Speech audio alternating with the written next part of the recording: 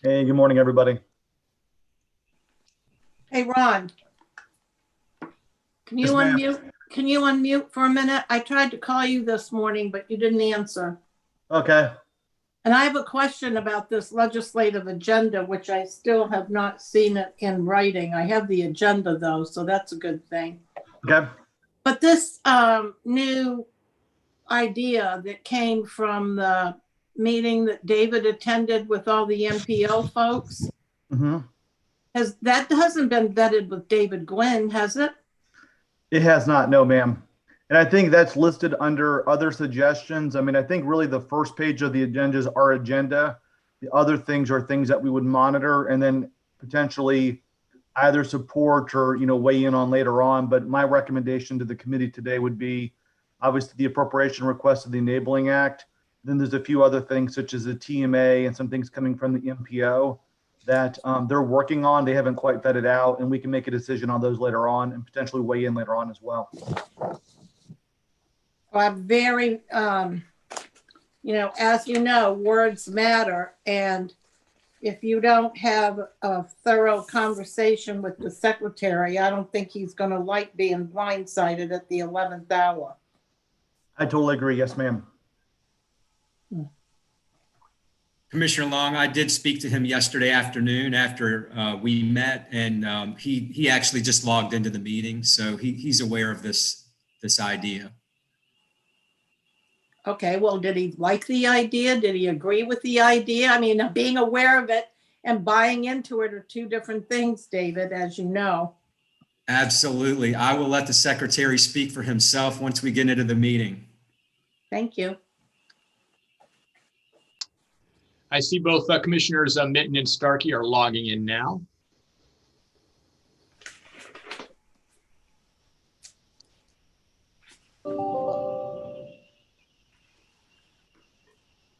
Morning. Morning. Commissioner Mitten still connecting to audio.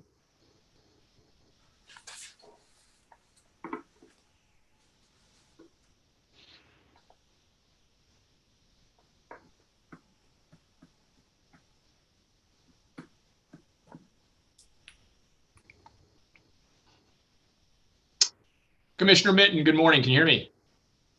Good morning. Yes. Welcome, everyone. Very good. Good morning. I think we have 4. So is that a quorum? And it is 8:30. All right, Commissioner Long, you can proceed if you'd like. Thank you so much. And I see her name up, but I don't see that Commissioner Starkey is on yet. Is she? No, I'm on. I'm just not you doing are? my video. Good morning. Okay. It's nice to have you here this morning. Thank you, Miss Co-Chairperson. Okay, well, then we will bring the October Legislative Committee meeting to order, please, of TBARTA. And I think we have a quorum, correct, Jennifer? Yes, ma'am. Thank you. So I don't see any members of the public unless they've called in. Has anyone called in, Jennifer? Terry Bowers is handling the line, so you'll have to ask her. Oh, Terry, sorry. Good morning, Commissioner Long. I'm Terry Bowers, TBARTA staff, and I'm monitoring the public line this morning. At this time, we do not have anyone that has called in and wants to make a public comment.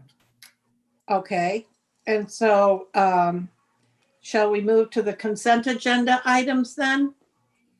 Commissioner Long and Jennifer, do we need to call roll for attendance? Yes, yes, we do. All right, well then how about you call the roll, Jennifer? Okay. Cliff Manuel. Commissioner Long. Here. Jim Holton. Here. Commissioner Mitten. Here. Commissioner Starkey. Here. And I do know that Rich McLean will not be joining us today, so we can go ahead and get started. We do have a quorum.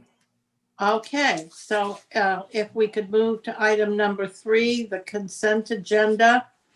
And the only thing that seems to be on there is the legislative subcommittee minutes. Could I have a motion to approve the minutes, please? So moved. So second. Okay, all of those in favor, can you please raise your hand and say aye? Commissioner, we do have to take a roll call for that as well. We don't have video for all of the board members. All righty then. How about Okay. you take a roll, Jennifer? Commissioner Long, Aye. Jim Holton, Yes. Commissioner Mitten, Aye. and Commissioner Starkey. Aye. Okay, perfect. Motion passes 4-0. Thank you so much. Harry, are you still with us? I am. Yes, ma'am. Would you like to give the federal update on our legislative issues? Sure. Thank you, Madam Chair. Hi, it's Harry Glenn. Sorry, I'm on video, on audio, but not video this morning. Good morning. Wanted to give you an update. I think since the last time we talked about this. It hadn't happened yet, but at the end of September, Congress passed a continuing funding resolution to keep the federal government operating from April 1st through December 11th. So there wouldn't be a shutdown. So Congress continues to operate without any disruptions. They also, as part of that legislation, passed a one-year extension of the FAST Act, which is the authorizing legislation that authorizes our federal transportation and our transit programs. They were unable to get their work done this year, so they'll start that up again at the beginning of next year and try and get a package done before next September 30th. And so there'll be some issues we want to monitor for you all on that. And then the third, I guess, big federal area of interest to you all would be the current status of the negotiations on the next COVID relief package. I guess depending on the day and the minute, the negotiations have been all over the place over the last 2 weeks. The Secretary of the Treasury and the Speaker continue to negotiate on a package that would range anywhere from $2.5 trillion to $1.8 trillion, depending on who's speaking. The Senate Republicans and Senator McConnell have made a decision that they're going to try bring to the Senate floor What? Kathryn, please mute your phone. I think the Senator McConnell Society is going to bring a smaller COVID relief package to the Senate floor next week that will focus on the PPP program for small businesses, some money for hospitals and testing and for schools. He's still developing the package, so we don't know exactly what's going to be in that smaller package, but it's in the range of about $500 billion. The speaker doesn't seem too excited about that, so I'm not sure if it's going to really go anywhere or not, but they're going to make another effort. I guess of most concern to you all would be what's the status of any public transit funding. That is an important need. The larger Senate bill did have funding for transit in almost $32 billion, but we're unclear on whether any of these current documents that are going back and forth between the Speaker and the White House have any transit money in or not. Airport money and airline money is also under discussion, and so we'll continue to monitor that and let you all know how that goes. I would say that there seems to be a commitment on the part of everybody that if a bill doesn't get done before the election, that Congress will likely take up a bill after the election and during what they call the lame duck session. So there would be another opportunity to secure some more transit funding going forward. So we'll let you know on that. The only other item I would have is David Green and Steve Palmer and I had a very good call last week with staff for Congressman Charlie Crist. They reached out to TBARTA and wanted to know, they've been reading about some of the innovative transportation things that you all have been looking at and evaluating. And they're looking ahead because Congressman DeFazio, who's the chairman of the House Transportation Infrastructure Committee, has indicated that one of the first items of legislation in the new Congress will be an infrastructure bill, a stimulus/infrastructure bill. Don't know how big that would be or what it would include, but it certainly will include transportation initiatives. And so Congressman Crist's office wanted to know what you all were working for so they could start thinking ahead on how they could be supportive of you. David did a really good job talking through the issues that you've been looking at and the charge you've been given by the state to evaluate different technologies, and we'll continue those discussions going forward. The last thing I would say is, as part of that infrastructure package, my colleague Steve Palmer, who's traveling today and couldn't be on, was actually on a call with Chairman DeFazio a week or two ago, and he was recounting a conversation he had with the Vice President, and he told the Vice President Biden that that they could have an infrastructure package ready if he was a president within the first 3 months of the new year. And the Vice President said to him, well, we want it in February. So the vice president's team is looking hard at wanting to do infrastructure if they're elected. And we've heard from the Trump administration is also interested in doing an infrastructure bill. They've been talking about that for a couple of years now, but I think there is some bipartisan push to do it. So there may be some opportunities there for transportation projects for the Tampa Bay area. So with that, Madam Chair, I'll stop and answer any questions if you have any. Excellent report, Harry. Thank you so much. Any questions from the members of the committee? I can't see you all, so you'll have to speak up. This is Commissioner Starkey. Hey. You know, that's really interesting about Charlie's office wanting to get involved, and it makes me wonder if we shouldn't, you know, just visit our local congressional delegation or make sure they're aware of what we're doing, so we provide a united front up in Washington about maybe being a hub of innovation in these areas. So that's really cool that they reached out. Good point. Well, he is on appropriations, so that helps as well. Anyone else? Madam Chair, Commissioner Mitten, I had a question about has there been conversation in Washington about the funding at the state level for us and the match maybe from local? Has that been problematic with our challenging at funding at the state level? Has that been a problem with talking funding at the federal level? Commissioner, I'm not sure how to, I've not heard that that's a problem. I mean, I think some communities are having a difficult time with other federal programs that require local matches. We have not heard, I think the secretary's on, I haven't heard that there's any issue yet. There was some conversation in some of the previous COVID relief bills about providing a separate funding stream for state departments of transportation to help support them because of the drop in mileage driven and fuel consumed. State revenues for gas taxes are down just like the federal revenue and the local revenue. And so there was some conversation about Congress infusing the state departments of transportation with money to keep some of their road projects alive that are on the books. But I haven't seen any conversation about that lately, but I don't know at this point. I can't speak to whether there's a problem with a local match or not. Okay, thank you. Because obviously the conversations at the state level, you know, they want to see that there's buy-in from the stakeholders, and it seems that way. And I just was curious as to how that was in Washington, what that feel was. We need funding. We need funding any way we can get it. And so I was seeing what the tenor of the conversation was, but I'm glad to hear that so far has not come up in conversation as a problem. Thank you.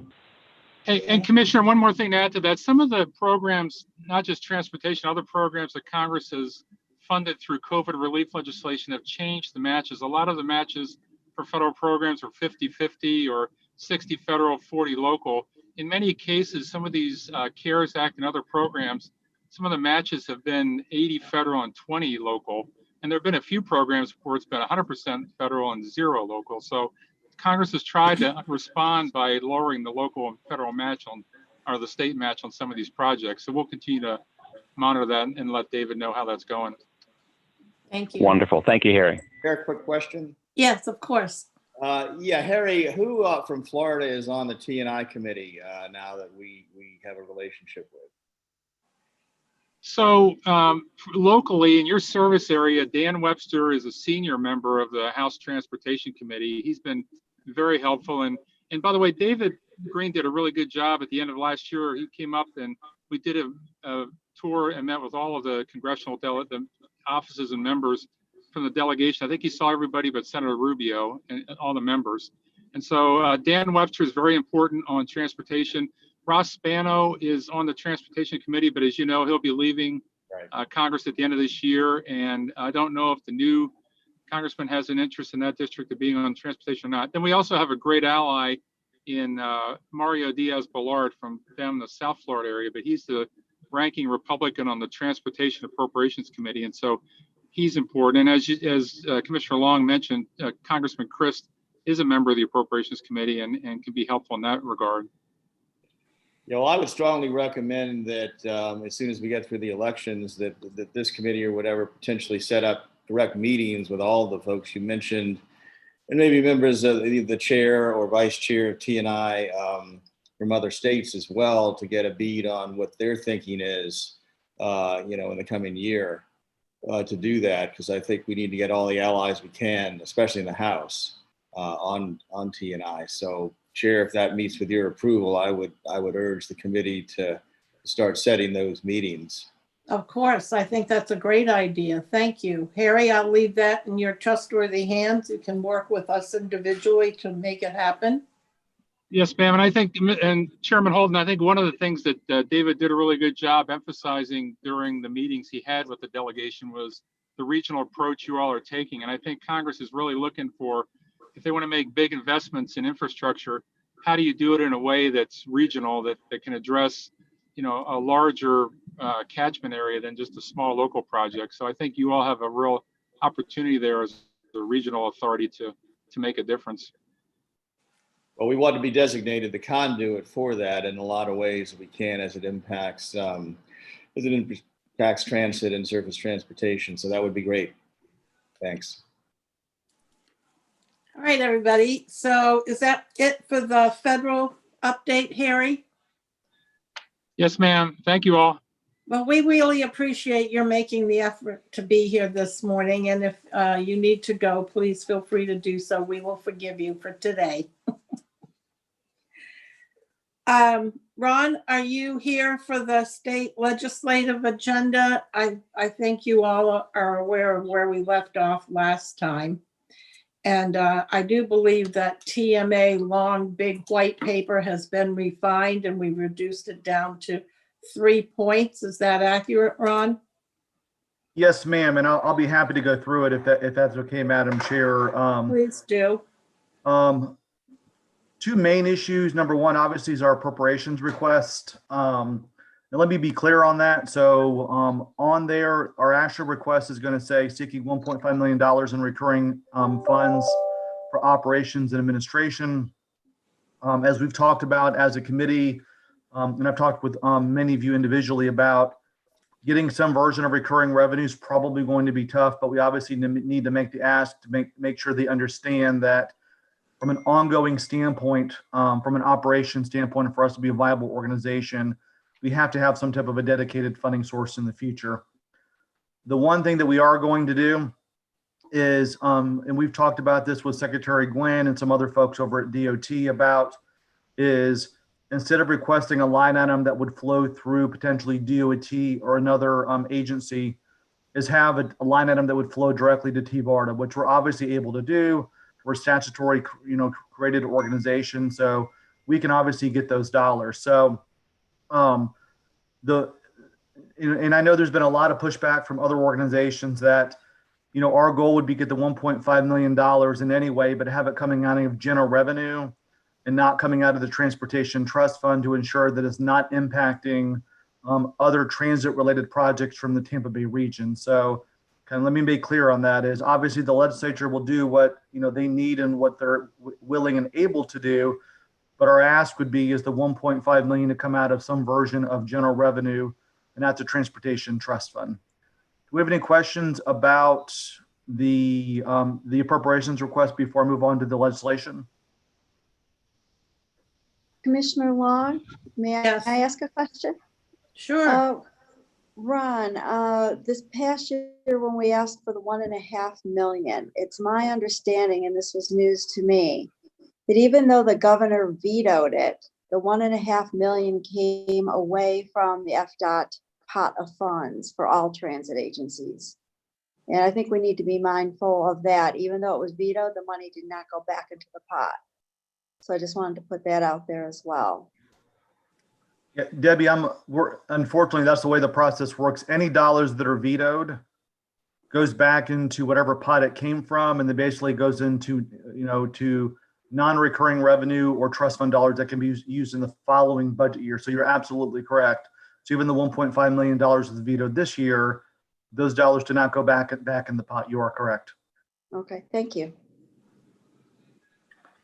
Moving on to the Enabling Act, and you've all this is basically, verbatim of what we did last year. And we've obviously worked with, Alan Zimmett and his team on many of these items. Number one is authorize the the mayors to have the ability to appoint a designee. Has to be a person from their city council, obviously. So we had no pushback on that until Tallahassee at all. I don't see an issue there. Clarify what constitutes a quorum, as you all are aware. It's a little bit unclear of what a quorum is for TBARTA. And so working with legislative staff last year, we're going to use the definition, the statutory definition of a quorum in our bill. Number 3 is remove the list of mandated committees for TBARTA. Kind of ties our hands. There's really no reason from a statutory standpoint that what committees that the chair and the board would like to have should be in statute. And then the last would be is remove the chair's coordinating council from TBARTA. And as you all will remember from last year, this has been agreed on by you as TBARTA as well as the MPOs. The one thing that's not on here, which I think we should ask, I know Chair Long and others are very passionate about this, is the ability also to have electronic voting rights. I think we do go back and revisit that based upon, we've been using this for the last 6 months, and see if there's any way that they're willing to revisit the ability for a regional organization such as TBARTA to be able to use electronic voting as well. Madam Chair, that's what would be in our legislation. Any questions? Yeah, where's the piece about our policy initiative that we would like to change? What policy initiative? The one where we had several conversations a couple months ago that rather than asking for specific dollars, we would ask for more flexibility in the policy about how the funds are used. And specifically, we're talking about the SIS dollars. Yes, ma'am. That's on page 2, Madam Chair. That's not in our enabling act. That's in the next page, but that would not be in our enabling act. Okay, but are we going to talk about that? Yes, ma'am. But I'm sorry. You made it sound like you were done. Nope. That's the enabling act for our legislation. Okay. Which is that's identical to last year for Madam Chair and all members. There's nothing really changes on that. Moving on to Chair Long, to your point, there's a couple other things we're going to work on that we wouldn't have direct control over, but we'd obviously want to be supportive on. Number 1, at the top of the page here is 341.303. The state currently has the ability to fund up to 100% of net operating costs for any eligible intercity or commuter rail for up to 7 years. There's been some talk about you go in and look at from an operations standpoint and try to give more flexibility to either a regional transit organization from an operations standpoint, or number 2 is there's also the Rail Enterprise Fund that's out there that has funded, Sunrail, for operations as well. Is there a way to be creative working with DOT on that to allow more flexibility as type of a grant program or something where regional transit organizations have the ability to compete for dollars, for not only to be able to use those dollars for construction, but also potentially use those dollars for operations as well.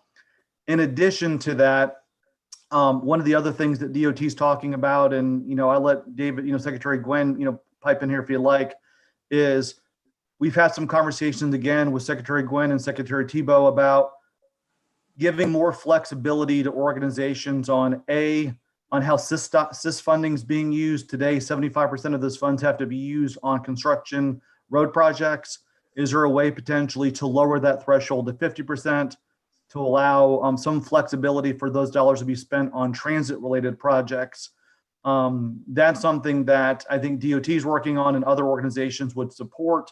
And the other thing is also giving more flexibility on when dollars flow to local governments, how those dollars can be spent on projects, and more importantly, the time frame those dollars can be spent on projects as well. So those aren't specifically ready to go into a bill at this point. These are more conceptually ideas that have been talked about between DOT, the MPO, and others that I think we as TBARTA should be aware of. And more importantly, if they do pop out somewhere as a part of a package, I think we need to be ready to support and engage if we have the opportunity. So thank you, Ron. Mr. Secretary, could I ask you to just give us your thoughts on that thought process? Sure.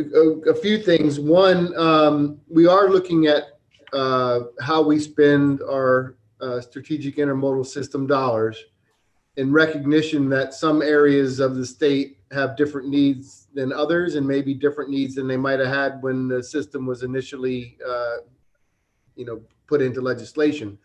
In that, you take Miami, for example, they don't have that many more roads to widen. And they're focusing more on other modes. And so we're starting to evolve into where we want to look at perhaps more flexibility in using those SIS funds. So in fact, we had meetings yesterday talking about this. We have some task forces that are developing potential options. And so I think that over the next probably 6 months, we'll see a lot more clarity on that.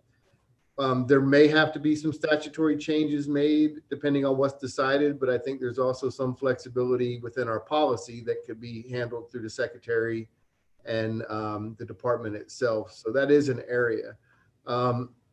The one area that's probably the most concerning for us right now, and we're working through it, is our budget for especially this year, but also looking at the 5-year work program. So right now we have to cut about $750 million out of this year's budget. And we're already a quarter of the year into the fiscal year. So we have 3/4 of the year left, and we have to find a way to cut $750 million. And we're investigating now what flexibility we have in certain areas, because some areas we have full discretion in terms of being able to cut spending. There's others that are at statutory required limits. It may be X dollars or have to be spent on this type of a program. And we're looking to see if in some of those programs there may be flexibility given the pandemic and the really unforeseen type of a circumstance, so that we could look to spread the cuts more evenly across all programs. But the truth is we're going to be delaying projects. We're going to be deferring projects. We'll be moving projects out. The hope is that we don't just completely take projects and move them out of the work program, but rather everything's going to have to move to the right in the schedule a certain amount of time so that we can catch back up on the cash flow. Next year, we know it's going to be a tough budget year as well, because that $750 million has to be moved out into the next year, which is going to require us to balance over 5 years. So that's probably our biggest thing. That rail enterprise funds, I did talk to the secretary about the rail enterprise funds, and as you probably know now, a lot of that's being used for Sunrail, it's being used for Tri-Rail, that will, some of those will sunset, others will not. But that funding right now, that's another category that may be being used to help to plug some of the budget holes. But certainly something that could be discussed, but it wasn't something that they had considered to this point. So, Mr. Secretary, a couple things. The $750 million that you talk about needing to be cut, don't you think that's something that we could bring to the attention of Congressman Chris and see if maybe in the next iteration of the COVID Act, they could help us out with some of that maybe? It could. I mean, typically we don't, at least at the district level, get too involved in that. But I'm sure at the state level, working through Secretary Tebow and the governor, they'll make decisions on those sort of things. Well, I certainly think it would be a wise conversation to at least surface at that level. And then my next comment was, it just doesn't sit very well with me. Tri-Rail and Sunrail have been receiving these kind of dollars for years. And as they have been able to evolve with that help, we keep falling further and further and further behind. So at some point, doesn't it just make sense that the attention will shift over to other parts of the state? Well, I can say, I lived in Orlando when Sunrail was coming to the forefront, and most people probably know the history of that. And there was some people that pushed very hard for Sunrail, and we're able to get certain things in federal legislation. And there were several special sessions of the legislature just to address Sunrail funding. And so that's probably the type of thing that would occur if additional funding went to a big project somewhere else. Sunrail was originally supposed to sunset as far as our funding in May of this coming year. Unfortunately, it doesn't look like that's going to happen. I think it's going to be longer. I don't know how much longer, but the locals have not yet come up with their plan to take over Sunrail as per the 7-year agreement. We do have, in our legislation, we do have the ability currently on commuter rail to support, up to 7 years. That's for commuter rail. For other projects, there could be opportunities to look at that. And one of the things we're looking at very closely in the same group that's looking at the SIS funding is coming up with some other type of a program where we could help to fund regional transit systems on more of a graduated basis. In other words, perhaps we'd have a commuter bus or some sort of a rail system, whether it's rail or rubber tire, where maybe we agree to fund 100% of the, because typically we provide help on the capital side. Then we could provide maybe 100% of the maintenance and operations for the first year. And then maybe the second year, it goes to 80% and it graduates like that. Something that allows for projects to get in there, but instead of being a wall at the end of 7 years, it's graduated so that we can get the local money start to be gradually infused, as opposed to all the, year 7, you got to come up with the whole thing. That could be one option. So we're open to those types of options, and we're exploring them. Excellent. Well, you've given me a couple of ideas, so stay tuned. We'll be talking about them moving forward.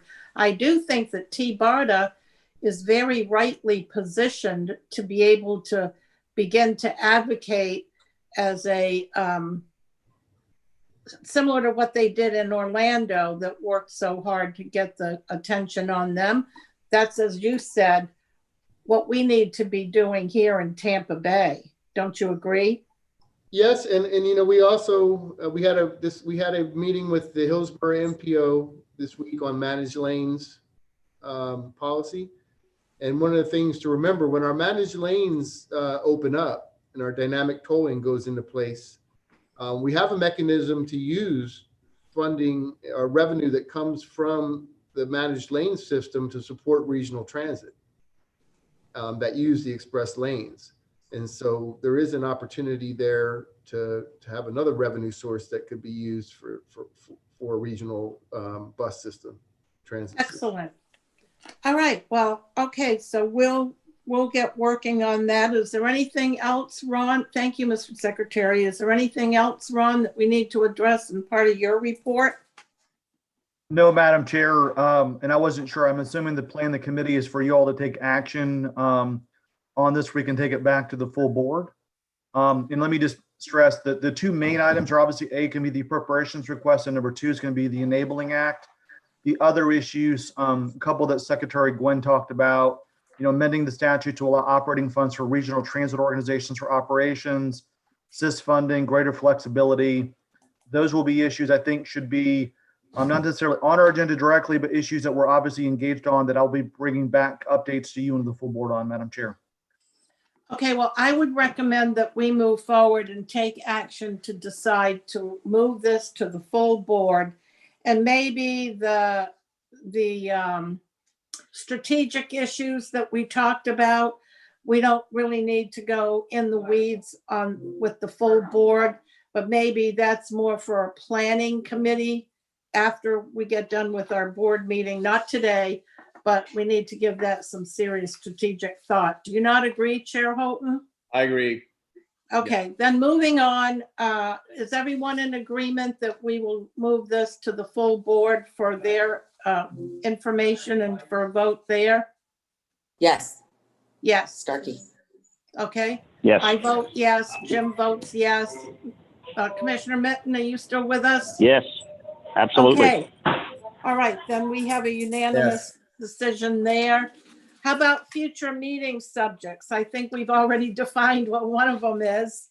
Commissioner Long, before you go, Mr. Manuel joined the meeting, and I don't believe you asked him for his vote. Well, I didn't see that he was there and nobody told me that. I apologize, Commissioner Manuel. It's no problem. I also vote yes. Okay, great. Thank you for joining us. So if there's nothing else for the good of the order, I see we're 1 or 2 minutes past our deadline. Shall we adjourn and move on to our Finance Committee meeting? Yes? So moved. Move second. Great, thank you. All right, see you in 1 minute in the Finance Committee meeting.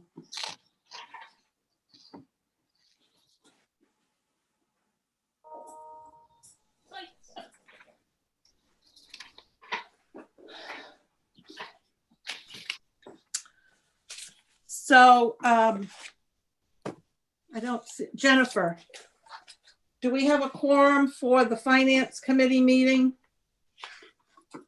Yes, we do. All right. Shall we call the Finance Committee meeting to order, please, today? And would you please take the roll, Jennifer? Yes, ma'am. Jim Holson. Here. Cliff Manuel. Cliff Manuel. Here. Commissioner Long. Here. Rich McLean is absent today. Commissioner Starkey. Here. Commissioner Mitten.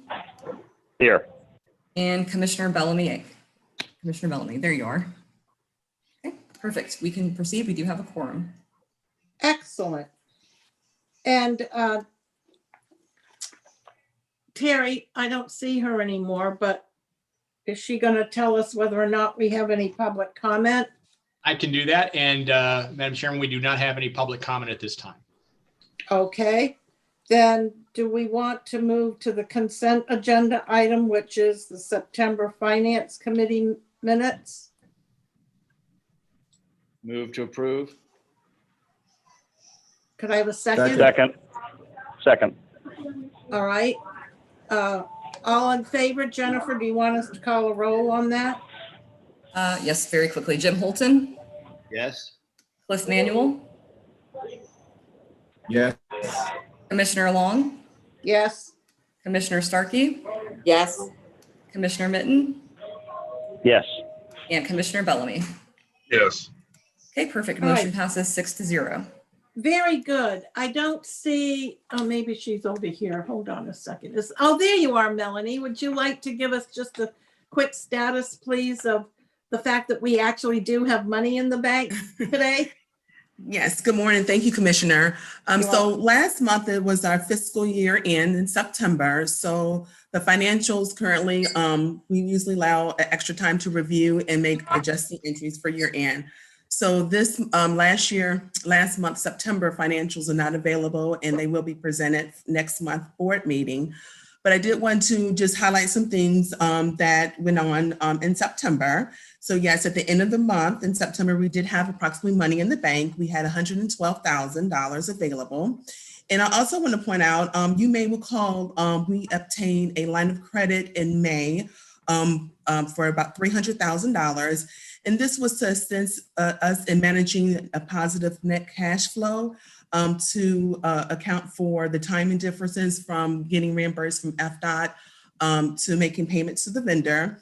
And we did obtain and took advantage of that opportunity, and we drew down $162,000 to make sure we pay the vendors on time due to the timing of the reimbursement of FDOT. But I would like to let the committee know that we did receive this week approximately $318,000 from FDOT for repayments. So that allowed us to start paying back that line of credit of $62,000. So we do have currently, right now, we have approximately $200,000 in the bank. So we continue to maintain that cash flow, positive cash flow. We have come a long way, and I want to just thank David and the staff, as well as Secretary Gwen and everyone else for working so hard to get us in such great financial shape. So thank you for that report, Melanie. Keep up the good work. So are there any information items, David, that we need to discuss this morning? I know we're going to move on to your compensation package, but I didn't know if Chair Holton wanted to give a review of the evaluation process that the executive committee did. Yes, the executive committee all filled out questionnaires and had comments with David regarding his performance. Based on my review, they were all good to excellent. I think we were operating obviously under very strained times with COVID and the ability to meet personally. And I think David is acutely aware of that and has done everything he can to reach out, especially in terms of dealing with stakeholders, members of the legislature, government officials, and so forth, and making them aware of TBARTA's activities as we move forward into next year and hopefully out of COVID. I think we'll have a greater presence, and we are looking forward to doing that. In terms of overall evaluations, though, things were very good and excellent. And pursuant to that, and in line with general state guidelines and private industry, the executive committee team is recommending a 3% salary increase for David.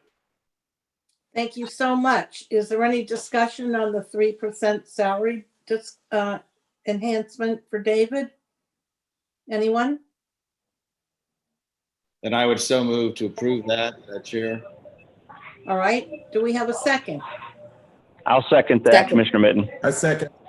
All right. Jennifer, would you like to take the roll, please? Jim Holton, Yes. Cliff Manuel, Yes. Commissioner Long, Yes. Commissioner Starkey, Yes. Commissioner Mitten, Yes. and Commissioner Bellamy. Yes. Okay, motion does pass 6-0. There you go, David. Now you have to keep on going. Only place to go is either down or take us to a new level next year. All right. Okay, the next under our discussion and our action items is the regional TD program agreement with USERF. Chris, do you want to fill us in on that? Sure. Good morning, and thank you, Commissioner. You may Good morning. recall that TBARTA has partnered with USERF in a grant application to the CTD to provide cross-county trips to transportation disadvantaged. To that end, TBARTA and USERF has developed a contractual agreement which lays out TBARTA's and USERF's obligations. I'm going to go through TBARTA's obligations here for you. TBARTA shall take the lead in developing and implementing marketing efforts to educate the transportation disadvantaged community about the services, which will be promoted on TBARTA's website, social media, and community forums. TBARTA shall cooperate with the community transportation coordinators to ensure USERF receives accurate transportation disadvantage eligibility lists. We are aware that there may be some CTCs that are hesitant to share that eligibility list, and we're preparing for that reality. TBARTA shall fund the customer satisfaction surveys and annual reports required for the program. TBARTA shall provide the trip data and information needed to prepare those annual reports. And the contract term shall run through June 30th, 2023, or until funding is discontinued by the CTD. If the CTD does not award the grant, then this agreement shall immediately terminate. We will know about the grant being awarded on October 28th. Fiscal impact, TBARTA has committed to $150,000 per year for marketing and support services. These expenses will be funded by local contributions and are included in TBARTA's approved FY 2021 operating budget. The staff is asking the Finance Committee to recommend that the TBARTA board approve the agreement with USERF to provide marketing and support services for the Regional Transportation Disadvantage Service Plan. With that, I'll open it up for questions. All right. Are there any questions from the members of the committee? Any questions at all? Chairman Long, Commissioner Mitten, I just wanted to clarify what I heard. If the general board approves this today, it is still contingent on the CTD's grant, correct? Correct. We will know on October 28th if the grant has been awarded. Okay, thank you. And if not, then the grant will, the agreement will be terminated immediately. Thank you. You're welcome. All right. Is there any further discussion? Do we need to take a vote on this? Yes, ma'am. Please call the roll. I need a motion and a second. I'll move to approve. All right. Do we have a second? I'll move to second. All right. All those in favor? Jennifer, will you please call the roll? Jim Holton, Yes. Cliff Manuel, Yes. Commissioner Long, Yes. Commissioner Starkey, Yes. Commissioner Mitten, Yes. and Commissioner Bellamy. Yes. Okay, motion does pass 6-0. All right. And now we move on to item number C, the state appropriation. And I'm not sure if Ron Pierce is still with us. I think he may have turned his Oh, there he is. He got back on just in time. You're unmute yourself, Ron. You're muted. I'm still There here. you go. There you go. Okay. So would you like to speak to the state appropriation discussion, please? Yes, Madam Chair, and I think we talked about it briefly in the legislative committee, which is basically trying to get the $1.5 million for TBARTA directly to TBARTA.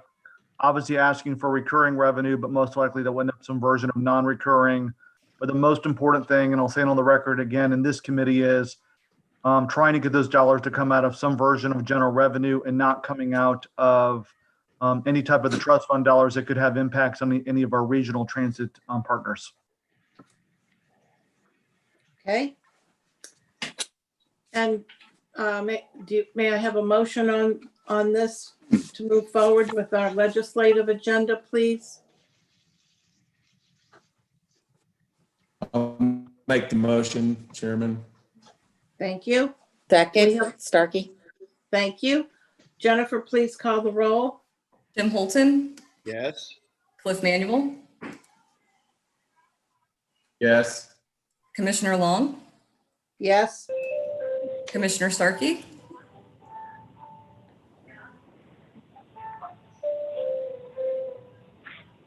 Commissioner Starkey, Hello?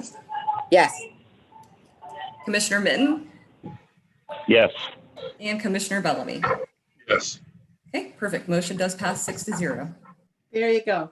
Okay, do we have any other business that we need to discuss this morning under the Finance Committee? If I may make a couple of comments. Sure. Yeah, one thing, and this came out of a discussion with David earlier in the week. And as I know, the committee and the board as a whole wants to look at innovative financing opportunities.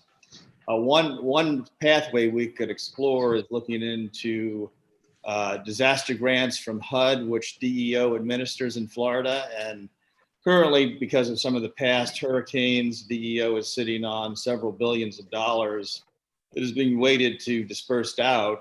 Pinellas and I know Hillsborough County both are qualified recipients of those grants, and transportation and infrastructure project qualify. So I would like this committee and perhaps our grant writer along with Ron to look into some of the DEO grant opportunities that we could avail ourselves of and maybe get some dollars for the ferry project or some of the other things that would qualify for some of these opportunities. Because I know that the state is looking for ways of doing this.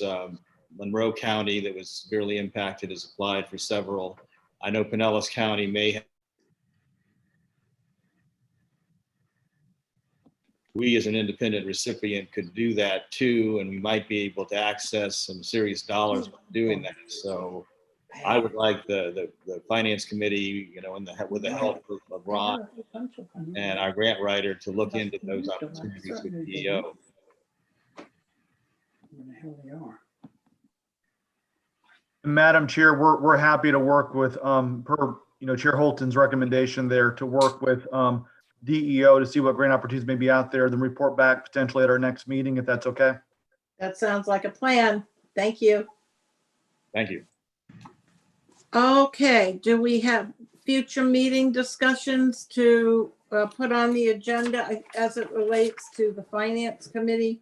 I think we're going to work on new and innovative, creative ways of funding public transportation options. That ought to be interesting. Stay tuned. Commissioner Long? Yes. If you don't mind, so I had mentioned that I could be on the first hour of this meeting, but I'm in North Carolina at a wedding. And I have some stuff I have to attend to here in a little bit. So I don't know how long I'm going to be on. I'm going to be called away here in just a little bit. But I wanted to say one thing to the group.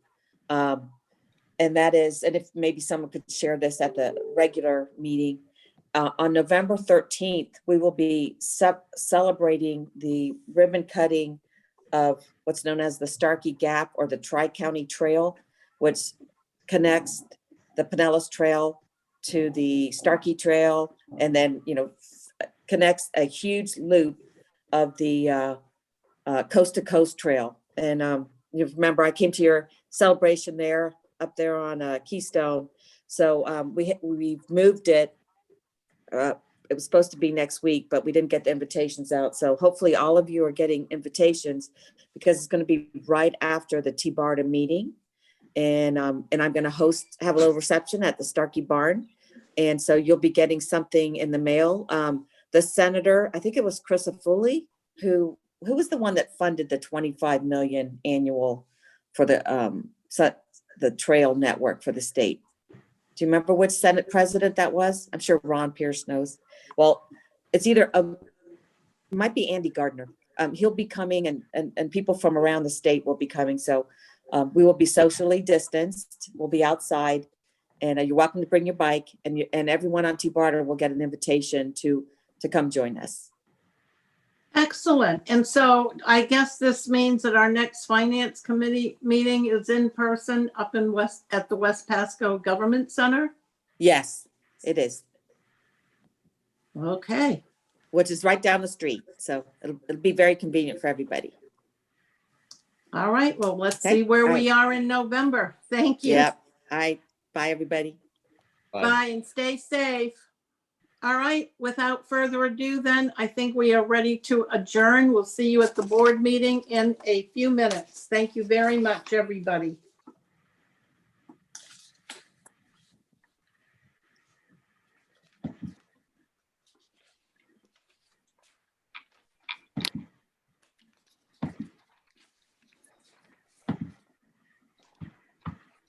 Janet, do you want to see the puppy? Yeah, let's see him. Oh, how cute is that? What's his name? Oh, that's very cute. What's his name? Her name is Sammy, and she was born in mid-July. So we've had her about just over a week. Oh. Yeah, well, she isn't out of that little biting stage. You better watch all the legs on your furniture. Her ears are trying to come up. Probably the next time you'll see her, her ears will be fully up. So very cute.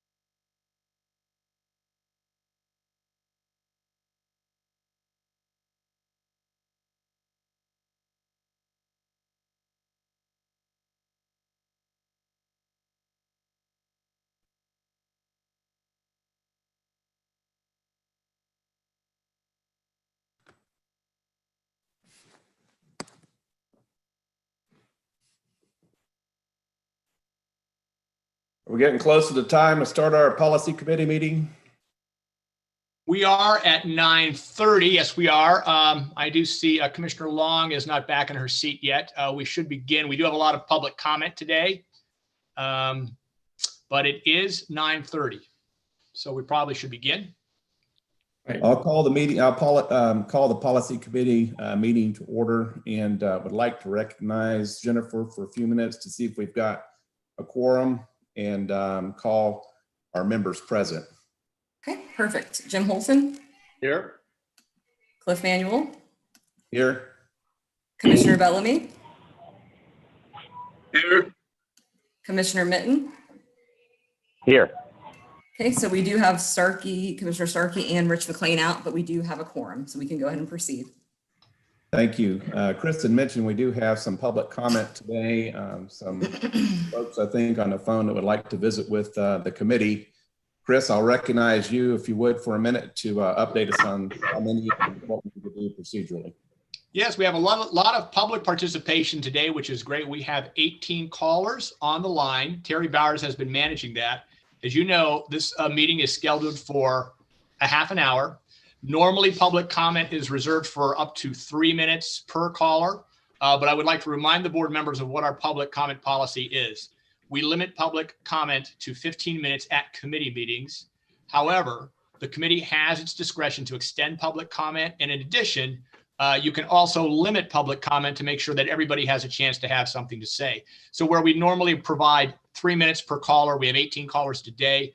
It is up to the committee's discretion if you would like to take a vote, perhaps to limit public comment to say 60 seconds, 1 minute per person. That is your discretion. And I just wanted to remind you of that since we have other business to attend to. And we do have a lot of callers today who do wish to address it. And this would be up to the committee to decide. So I need y'all to visit about it for a few minutes and then make a motion to decide if you'd like to limit comment to 1 minute versus the 3 that are currently normal, and provide some feedback to the chair on that issue. Commissioner Long would like recognition. Commissioner Long. Thank you. And while I'm not a member of the committee, I'd like to suggest that if there's a group as large as this, perhaps you could have a spokesperson to speak if it's on the same issue, so that we are not hearing 18 times the same exact comments. Just a suggestion. Thank you. Where are the little ones? Thank you, Commissioner Long. Any other feedback or thoughts on limiting the number of minutes each participant could use to express their interest? It'd be difficult to have a host of this type of environment, since I'm assuming they've all called in separately, but we need to decide how we need to format their presentation to the committee. If I just have a question, are some of the members going, are some of the audience going to speak at the regular scheduled board meeting as well, or just the policy committee? My understanding in talking to Terry Bowers is they've called and asked to address public comment during the policy committee meeting. My understanding after speaking with them, Chair, or Jim Holton, is that they will be speaking on Hyperloop. Everyone is speaking on the same issue. Well, I would suggest to the committee, since we have 18 and we're typically limited to 15 minutes, that we ask them to recognize a 1 minute limit. Seems like they should be able to get their points across to us during that time frame. And if there's no objection, we should proceed that way.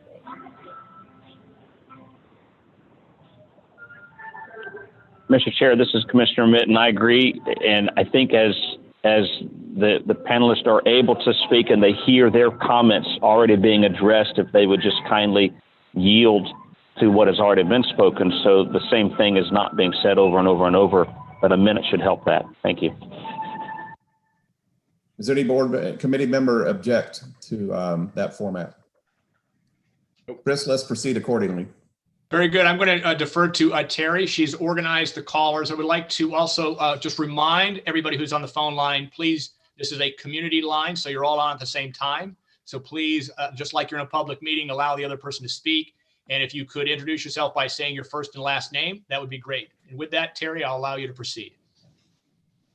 Okay, the first caller is Topher Morrison. Topher, if you could unmute yourself, and you will have 1 minute to speak.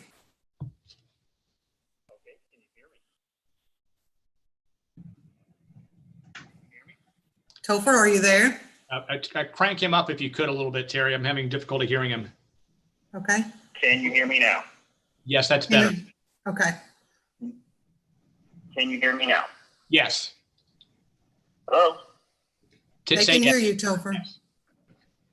Great, thank you. My name is Topher Morrison. I'm a resident of Davis Island in Tampa, and I'm calling to voice my support for the Hyperloop to be one of the technologies considered for project funding.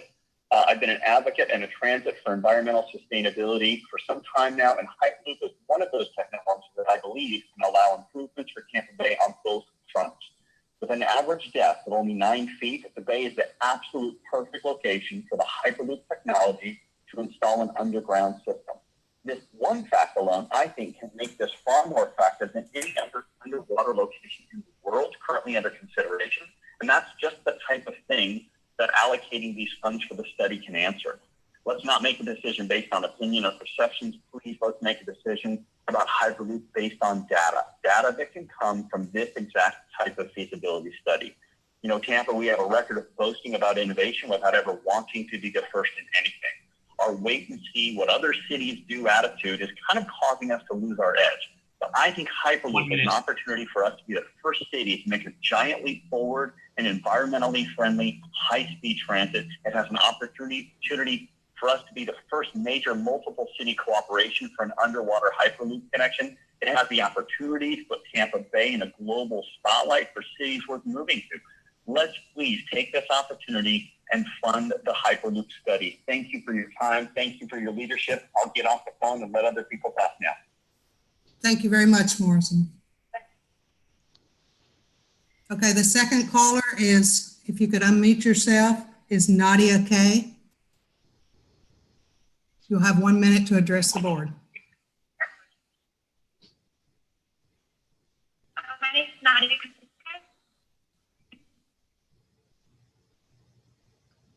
Nadia, please proceed.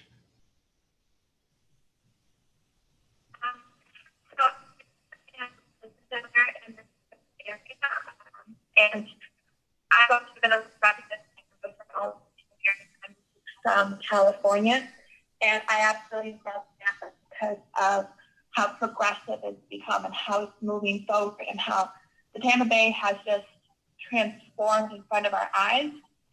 So a big thing for me with Hyperloop is that it's a new technology, it's unique, and it really brings the transportation to Tampa, which is something that is lacking in Tampa, even though it is improving.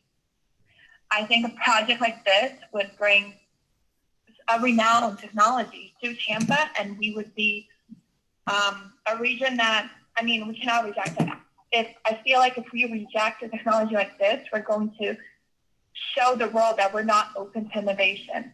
And I recruit from USF, from UT for my company, and a big portion is international students who really value the fact that Tampa is growing and that we do have a large technology-based company.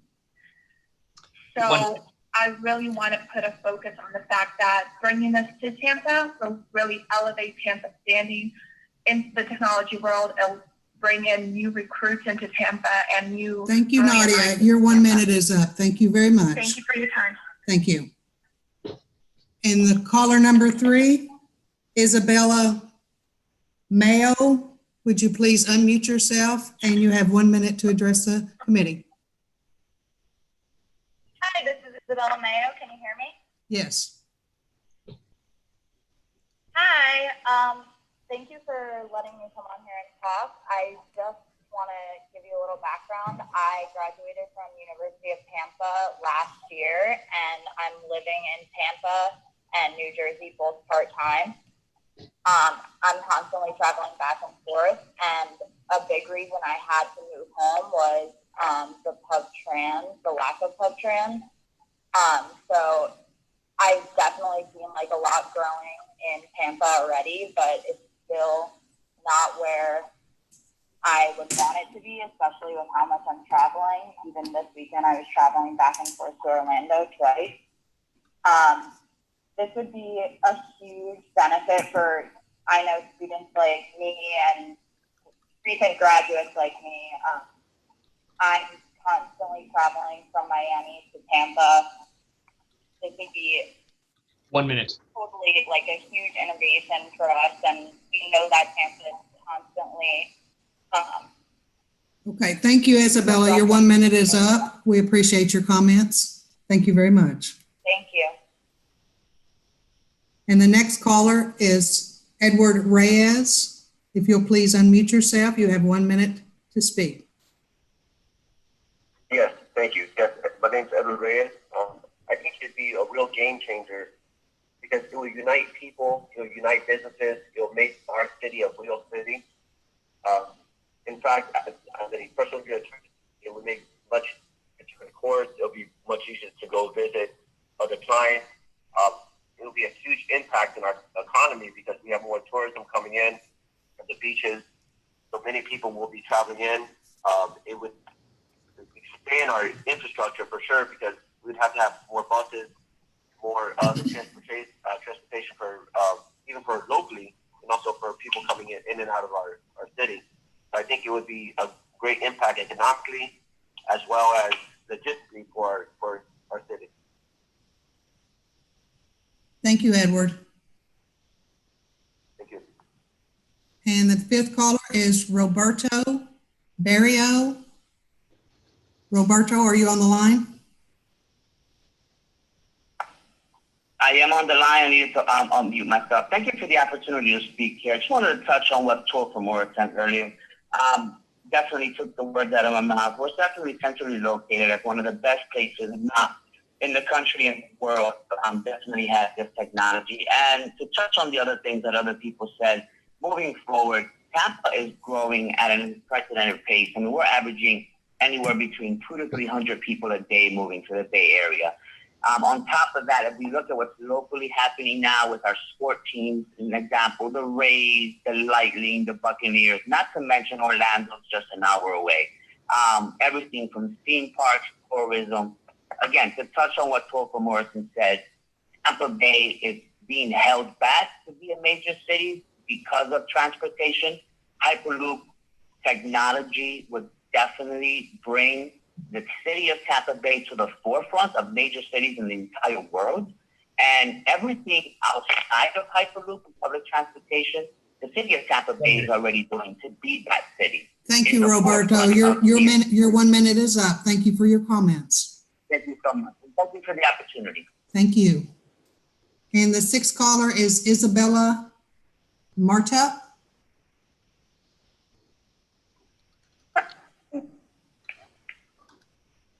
Are you able to hear me? Yes, we can hear you. Perfect. My name is Isabel Murata, and I'm a student at the University of South Florida. And I'm calling in today to voice my support for funding for Hyperloop in Tampa Bay. Tampa Bay is coming of age, and this is just another missing piece of that puzzle. Funding Hyperloop will help position Tampa Bay as a forward-thinking, next-generation region. A project like this will bring world-renowned technology to this region, and it's something that we shouldn't reject because it will help place Tampa Bay at the forefront of cities that are leading in technology. Thank you. Thank you very much for your comments. The next speaker is JC Steele. Hi, can you hear me? Yes, we can hear you. You have 1 minute. Perfect, thank you. Thank you. I would just like to thank you for the opportunity and a little background about me. I am a University of Tampa student right now. I am a senior. And then also I am a military kid. So I grew up all over the world and I got to live in places that had really great public transportation systems. And I think this would really, really help Tampa and would grow us tremendously as we are growing very fast paced. And then also being a University of Tampa student, I know for me, transportation is huge. And then also because I am disabled, so I am nearsighted. So with that, I can't physically drive. And so this would really help me out personally. And I know people like me that don't normally drive. And then also I am a tour guide for the University of Tampa. So I always talk to people that are touring from other states and they're always talking about the public transportation system. And I think that would be a really great thing to add and would make it very easy to go from point A to point B. And with that being said, I think we should definitely implement it and definitely put the funding for it because it's really going to help our city grow even more. Thank you very much for your comments, JC. Thank you. The next caller is Zane Nancy. Are you there, Zane? Yes, I'm here. Can you hear me now? Yes, I can hear you. You will have 1 minute. Very good. So in innovation, we know that the fastest and least expensive way to improve to the next generation is to simply skip the current generation and go on to the next one. And that is what Hyperloop represents. We stand on the precipice of a huge opportunity to really show ourselves in the world. That's and Singapore and other places with high-end public transit, and they're famous for that. We can also be famous not for repeating what they did at high capital cost, but rather conducting our own feasibility study and moving on to Hyperloop, which is the next thing. It'll be more affordable in the long run. As a local business owner running my own CPA firm, I can't tell you how much I appreciate that we have opportunities, cost savings, and also to move past this current cycle and also be the leader in our very own state and in the Southeast. And I would encourage all of you to go ahead and vote to use our technology study funds to implement the Hyperloop feasibility study and get that done so that we can move and be the highlight of the world. Thank you, Zane. Thank you very much for your comments. The next speaker is Aubrey. Are you there, Aubrey? Hi, my name. Yes, I'm here. Can you guys hear me? Yes, we can. Hi, my name is Aubrey Myrick. I am a senior at USS. I'm approaching graduation this year, and I'm considering where to take my talents and skills. The transportation system in Tampa is something that I'm highly considering, and I know that my peers consider this too when thinking about where to move post-graduation, Atlanta, New York, where they want to go. And Tampa is coming at the age of city, and find that the Hyperloop would be a game changer for all the exciting activities and initiatives in the region that would help keep the youth here. Rejecting this project would steer the youth away and send all of our talent and skills and intelligent young recent graduates away to other cities that have better transportation options. Thank you. Thank you, Aubrey, for your comments. The number 10 caller is Giovanni. Giovanni, are you there? Yes, I'm here. Okay. You have 1 minute, Giovanni. Can you hear me? Yes, we can. Okay. Hi, I'm Giovanna Piombo, international student at UT. I truly believe that Hyperloop can solve many problems for Tampa society, especially because there's a lot of international students, and international students normally don't have cars. So it's really hard for us to travel around. We have to spend a lot of money with Uber or other systems. Besides that, there's also a lot of traffic from here to Orlando or Miami or any other place that just makes us lose a lot of time in the cars. So I truly believe that Hyperloop would be really beneficial for me and for other international students in the same situation. With a Hyperloop, we would be able to save money, time, and save the planet. And the best thing is Tampa would be showing that they are innovating and ready for the future. Thank you so much. Thank you, Giovanni. And the next caller is Sky. Are you there, Sky?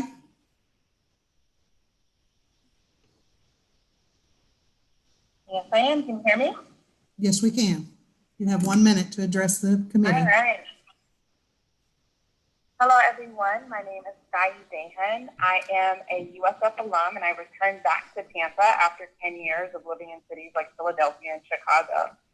While being here, I founded a startup, and I am part of the first women-led accelerator, the Tampa Women Rising, that's backed by JPMorgan Chase and BART Collective and Tampa Bay Way. I moved back to Tampa because I realized that women entrepreneurship is really taken seriously within the ecosystem here in Tampa. We're literally producing technology, and companies are growing here at a faster rate with tons of support. When I think of this technology system of Hyperloop, I see the potential for cities like St. Pete, Tampa, and Bradenton to connect and thrive together as a larger ecosystem. This technology is super important to putting Tampa on the map and keeping us in the forefront of conversation of innovation. The opportunity is now, and we have a unique chance to enhance the ecosystem of this great city. Hyperloop will only accelerate us to the top. Thank you so much for your time. I look forward to seeing Hyperloop in Tampa. Thank you, Sky. The next caller is Raquel Toro. Are you there, Raquel? Good morning. Good morning. My name is Raquel Toro, and I want to put in my support for Hyperloop and funding the study to make sure that we can get it in the beautiful Tampa Bay area. Now, I graduated from the University of South Florida, and I lived in the area for about 7 years. I decided I wanted to live in a premier city, so I moved to New York City. And I discovered so many great aspects of what it was to live in the city life, and as well as the pain points. Now, being able to go from one borough to the next within a day was just absolutely amazing, but it can take hours of your life away.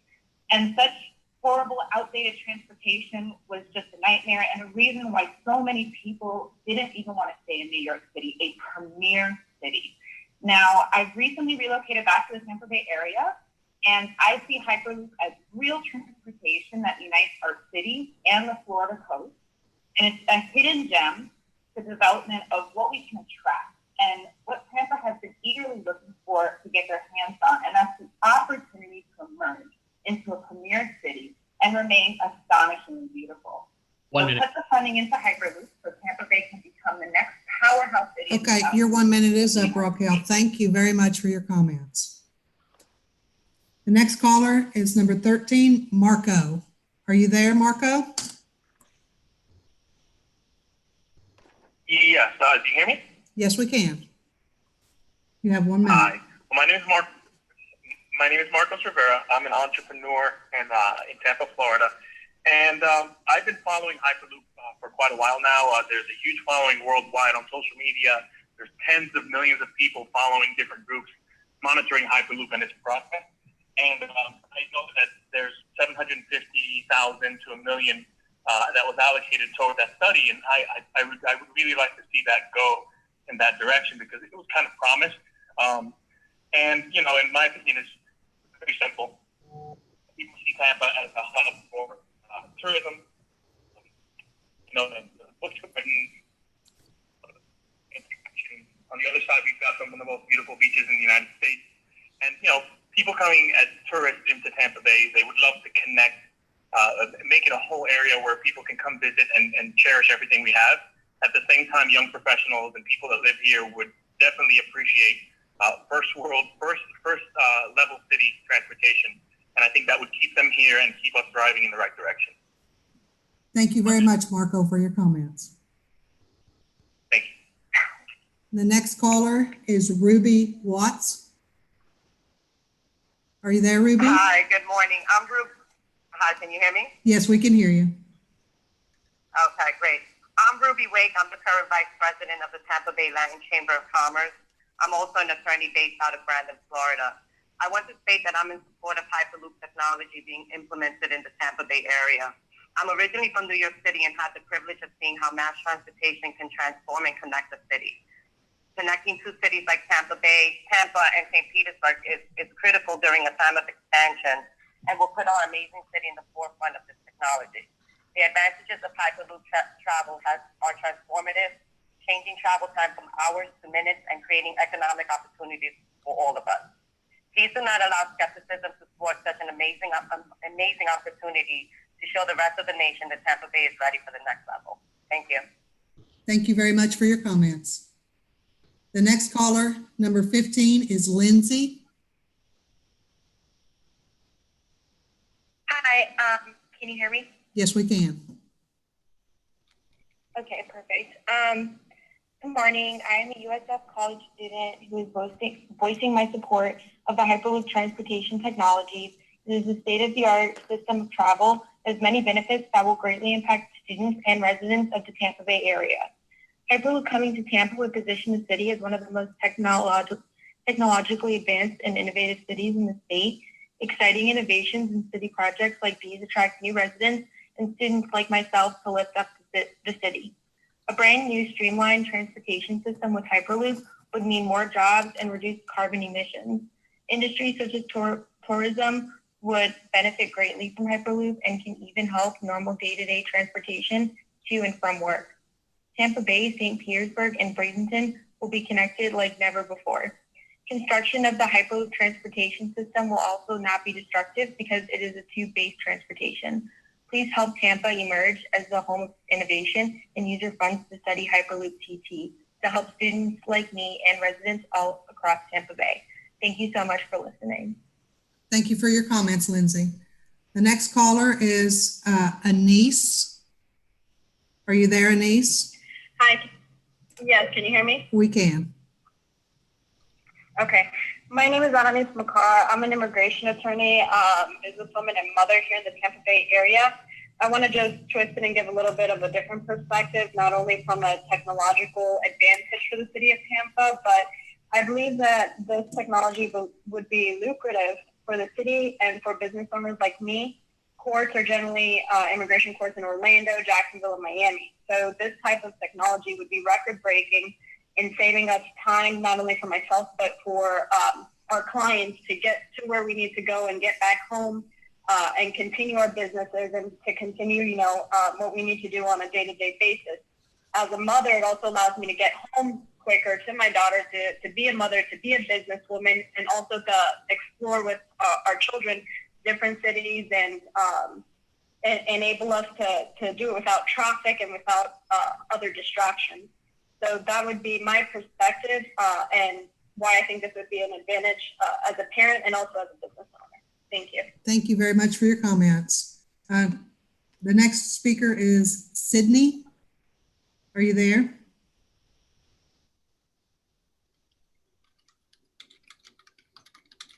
Sydney? Okay, I guess she's not there. The last speaker is Diane. Can you hear me, Diane? Diane? Good morning, everyone. My name is, yes, can you hear me? We can hear you, yes.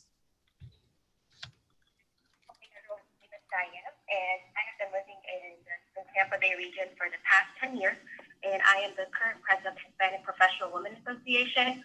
I won't take too much time, I'm going to make it short and sweet. Traffic is a nightmare in the Tampa Bay area. So I definitely think that Hyperloop study would be a big benefactor, and it's just the next step that the Tampa Bay region needs.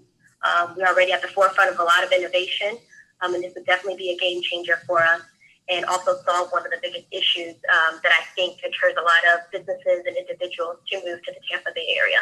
Thank you. Thank you very much for your comments.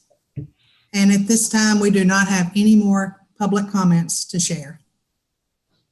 Thank you very much. Any committee members have interest in furthering that subject? If not, I'm going to move to the consent agenda item and our policy committee, September policy committee minutes, and like to get them approved to include in our record.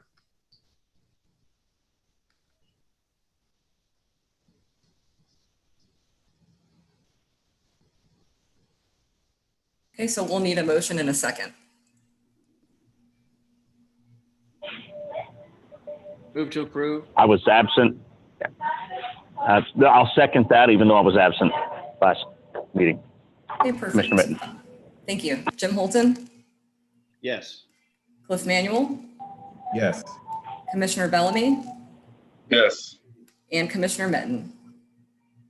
Yes. Perfect, thank you. Motion passes 4-0. I don't see any informational items, and to kind of satisfy our time constraints today, I would like to recognize David Green next on our agenda. Thank you, Mr. Chair. And that actually was a fantastic segue into our agenda item, which is actually it's a continuation from the Hyperloop discussion after the presentation we received at last month's board meeting. The board referred the Hyperloop topic to the policy committee, but if you recall, much of the conversation during the board meeting revolved around funds that remain in that Innovative Transit Technology state grant. So I wanted to share additional information about all of our available planning funds and ideas that we've discussed internally. And Chris Jadek, I believe you've got some slides that we need to put up on the screen for everybody. This spreadsheet, which is also in your packet, summarizes pretty well the funding left available. And you can see that we do have funding in 3 grant three grants that total just under $2.4 million. The first column is our grant that also funds agency operations. There was a portion of that grant program for consultants and contracted services. The middle grant is that Innovative Transit Solutions grant. There's roughly $780,000 left in it. And the third grant is our FTA 5307, the federal grant. And there's a little over $1.3 million for short-range planning activities in it, again, for a total of just over $2.3 million. The list of projects beneath are ideas that we have discussed internally amongst ourselves at TBARTA, and I'm going to turn it over to Brian Pissarro right now to go down through that list with you. Okay, thank you, David. I'm going to try and be as quickly as possible because I know we're short on time, but there's a variety of different planning studies that TBARTA could undertake. I just kind of want to go through them quickly. First is the TDP annual update. This is not so much a study as it is an annual progress report. All transit agencies are required to do an annual progress report. Our next one is going to be due September 1st, 2021. So this is a requirement. We do have to do this. The next study is the aerial gondola study. The recommendation from the Innovative Transit Technology study that we completed in July was that if there was board interest in pursuing a gondola project, the TBARTA should see if there is municipal city interest in a specific connection or corridor. And at the August board meeting, the board directed staff to coordinate with Forward Pinellas on the next phase of the study. And that is what we've been doing. Whit Blanton from Forward Pinellas and I have been meeting with city staff from Clearwater and St. Pete. We've met with both mayors, with the Chambers of Commerce, with FDOT.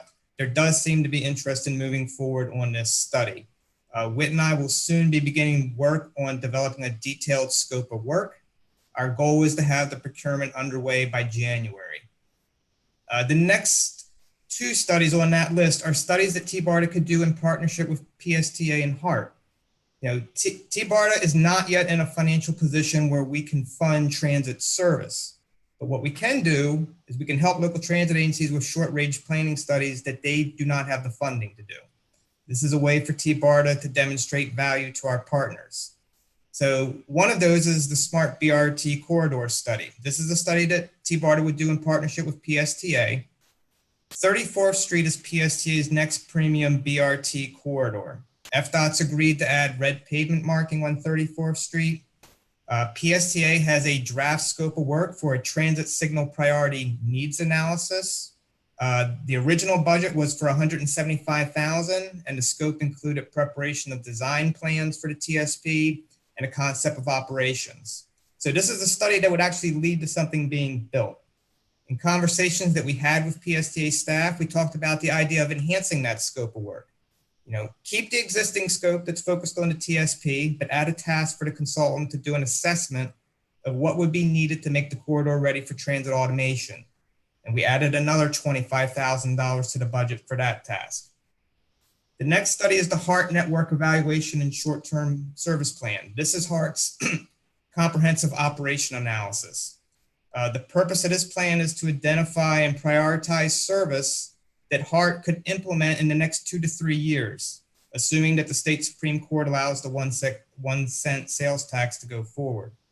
All of the tasks in that plan have been completed except for tasks 4 and 5, which are currently unfunded. Task 4 is a short-term financial and operations plan. Task 5 is a short-term implementation plan.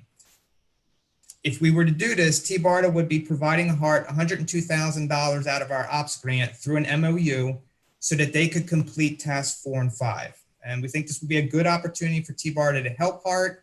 By giving them these funds, HART would be ready to fund new service once the 1 cent sales tax revenue is approved. UAM, that stands for Urban Air Mobility, which is another term for air taxis. We don't have a specific study identified for this topic area.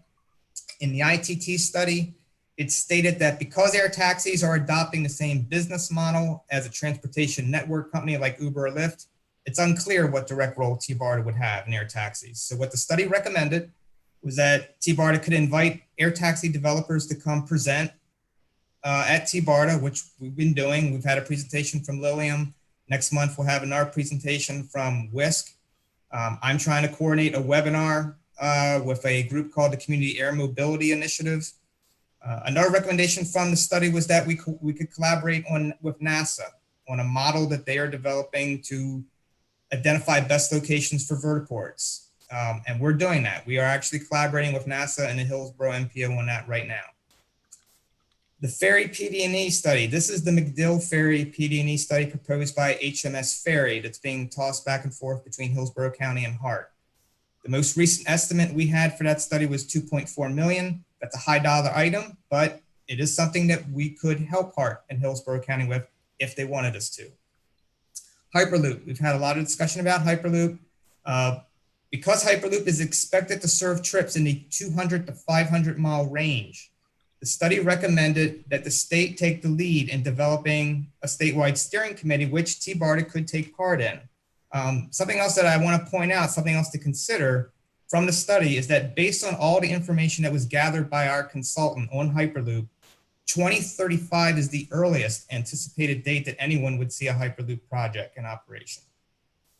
The final two, the regional transit electrification study and the microtransit study, these are just ideas. The electrification study, this would look at what would be the necessary infrastructure requirements to go fully electric for transit in a 5-county region. The microtransit study, microtransit is something that's being discussed more in light of everything that's been going on with COVID. The question that's on a lot of minds of people in the transit industry is, will ridership ever return to pre-COVID levels, or has the pandemic permanently changed people's travel behavior such that it would make sense in some places to replace fixed route transit with microtransit? So that is something that study would look at. So we just wanted to kind of like lay out all these different ideas for the committee. And that concludes my presentation. Thank you very much, committee members. Any comments, thoughts? This is an action item, David? This is not an action item at all. This is just for discussion purposes in light of the discussion that we've had over the past several board meetings where we've heard presentations about different modes of transportation, and the board has already provided guidance for TBARTA to work with Forward Pinellas on the gondola study. And so we just kind of wanted to frame it up for everybody to see, because those conversations always come back to the Innovative Transit Solutions grant. And we do have that money to spend, but we can only spend it once. And it's limited. So we can only do a certain amount of things with that money before it's completely exhausted. So we just wanted to give some perspective to these various conversations that we've been having. Thank you.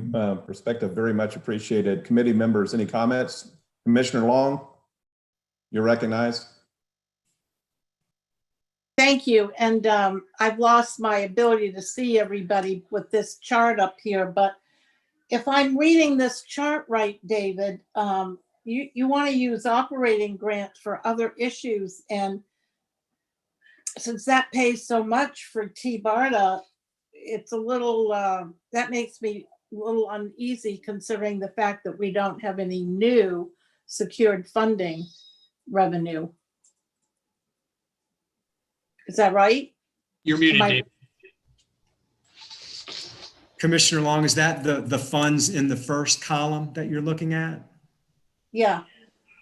So that is the grant that we received for agency operations. That is an earmark, and the earmark was programmed specifically with money for certain activities. And those funds, that $248,952 is programmed for consultants and contracted services. So we are unable to use that money to fund agency operations. It must be used for planning and for studies. Thank you, David. Commissioner Long, any follow-up? No, I just think we're going down a slippery slope here without getting some additional revenue because our operating budget has really, really escalated. And I'm not going to harp on it today, but you've heard me say that before. And I just urge everyone to really move cautiously going forward. Any other committee members? Mr. Chair. Commissioner Mitten? So with the challenge of funding as it is, the desire of this organization to develop a regional transit plan and implement it, some of these projects, while admirable and good and very necessary within the different counties, I think as we look at the challenge for funding and we're trying to allocate these to develop that regional transit plan, to be able to focus on what regional looks like, I think is going to be important. And if we target and drill down into a specific area of our region, I think we really need to do our homework and draw the lines to connect how that particular disbursement of funds, even if it is grant funds, goes to the overall regional contribution of our organization. Because I agree with Commissioner Long, there is not just on the fiscal side of operational dollars, but on the strategic side of funding certain projects, because we have the extra money. I just think we need to be careful and make sure we educate people and draw those lines to the regional impact of this organization's contribution in the overall plan. Thank you. Thank you, Commissioner Mitten. Any other committee members? We do have one other. Chair, I have a comment. Chairman Holton, you're recognized. Yeah, thank you. And following up somewhat on what David said, a lot of these funds, remember, have been specifically allocated by the legislature directing us to undertake certain studies, which we did. And some of these projects are, per our recommendations from our consultant, ready for the next step forward. And I think as we move forward in this process, we have to rank those and be ever mindful of what the consultant said and really move forward and deliver for the people of Tampa Bay and not just continually study and study and study. And so I think probably given the time constraints today, we can't make those decisions, but we need to refine down and hone down on some of these specific issues that are really ready to move to prime time here and deliver for the folks of Tampa Bay. So I think while we need to be ever mindful of operational cost, that's in a separate silo from what this money is for. And I think we're following the specific directives of the Florida legislature and spending this money wisely and appropriately, and we need to do it in a timely fashion as well. So those are my comments. Thank you, Chairman Holton. I also agree with Chairman Holton's position. And David, if we can keep this information in front of us for the next policy committee meeting with further documents to help us prioritize the types of studies that we will get involved in, I think we should move it forward just as he has recommended. Do we have time to recognize Commissioner Starkey? She had a discussion item today. I know we're beyond our normal time limits. I think she's still with us. Commissioner Starkey, are you still online? I think I did it. I think I might have mentioned it in the earlier meeting that you all are getting an invitation to attend the Starkey Gap ribbon cutting. It's the biggest segment of the Coast to Coast Trail that will be connecting.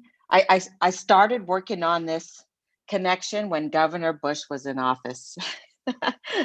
So I'm really glad that it's open, and it will be occurring right after the TBARTA meeting that is occurring in Newport Richey. You'll all be getting an invitation. We have a reception at the Starkey Barn right up the street.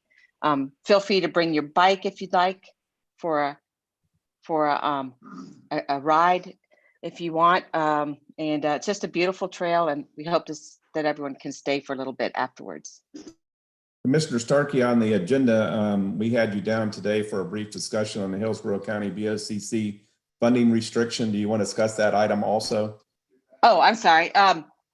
Well, I think we discussed it last time, and I just want to move forward with discussing with the Hillsborough County that maybe that isn't a prudent way to participate in a regional board.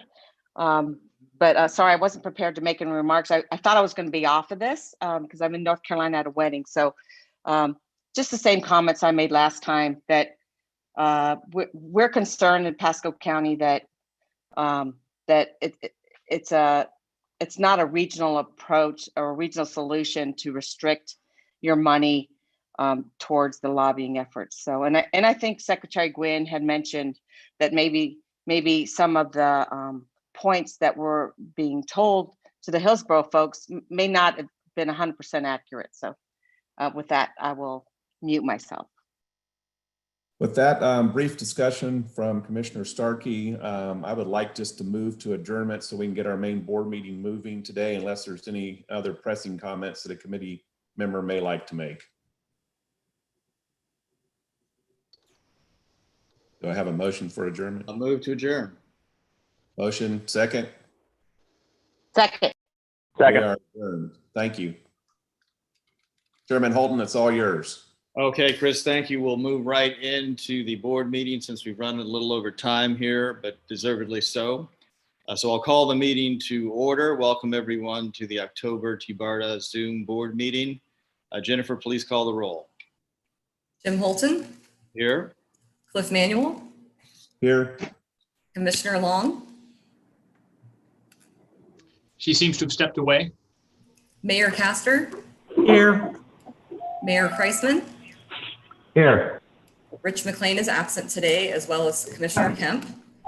Kathryn Starkey has left as well. Commissioner Bellamy. I'm here, but I will be leaving.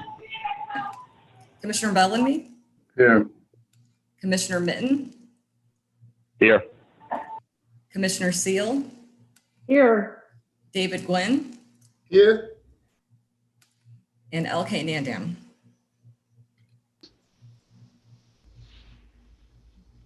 I see him logged in, but he's muted. Okay, we do have a quorum. We can go ahead and proceed. Okay, thank you. Commissioner Long, I assume will be returning momentarily. Are there any public comments? Good morning.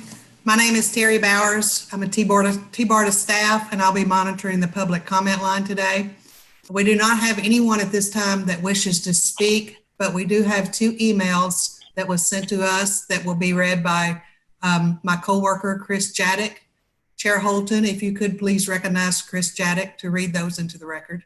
Chris is so recognized. Thank you, Mr. Chairman. I'll read these in order. We have 2 emailed public comments today. I'll read them in the order received and read them verbatim.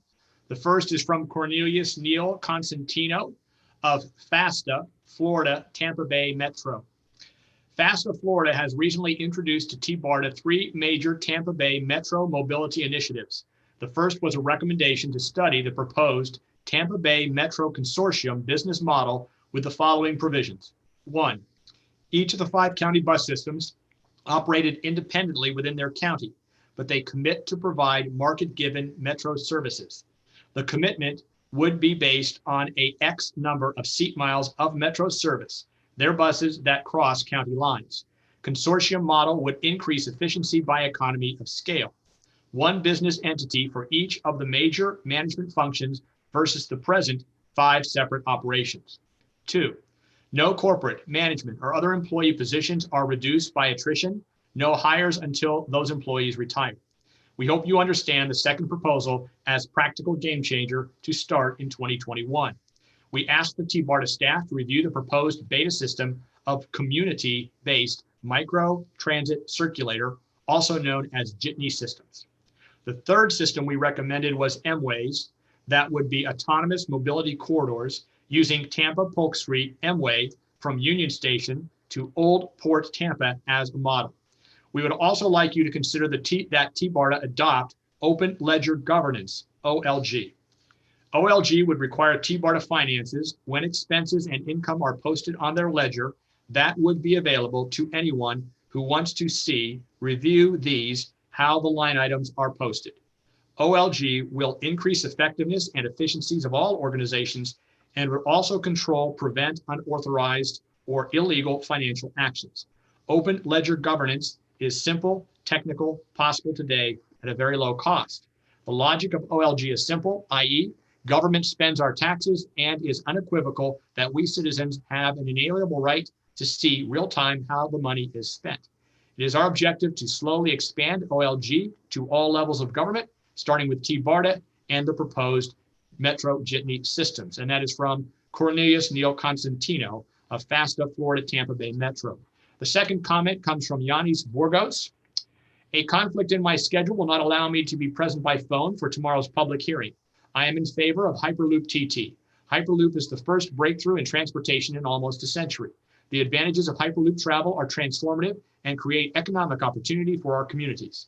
Since 2013, Hyperloop TT has built the first full-scale test track, signed agreements with more than 10 governments around the world, filed 40 plus patents, created the world's first insurance framework and certification guidelines for passenger Hyperloop systems. Thank you, and that is from Yanni Burgos, and that concludes the written public comment today. Okay, thank you for that, Chris. Terry, anyone else wishing to make public comment that you're aware of? Not at this time, sir.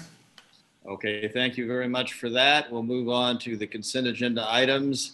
Let's take those separately. Are there any corrections to the prior minutes? If not, I'll entertain a motion to approve. Move approval. There's been a motion. Is there a second? Second. Second, Mayor Castor. Thank you, Mayor. Any further discussion? Jennifer, please call the roll.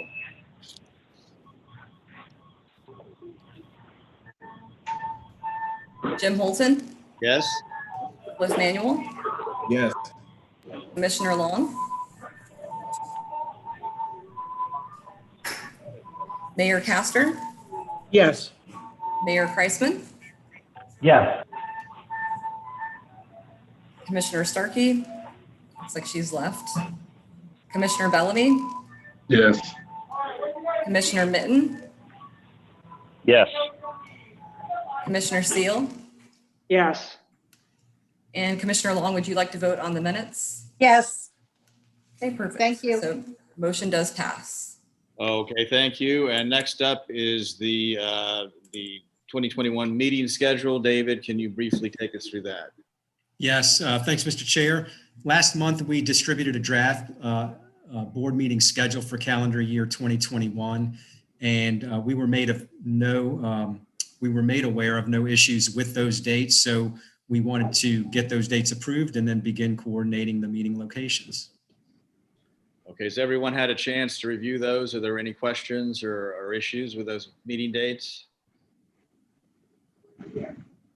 None being heard, I'll entertain a motion to approve the meeting schedule. move approval. Second. Motion to second. Any further discussion? Call the roll, please. Jim Holton, Yes?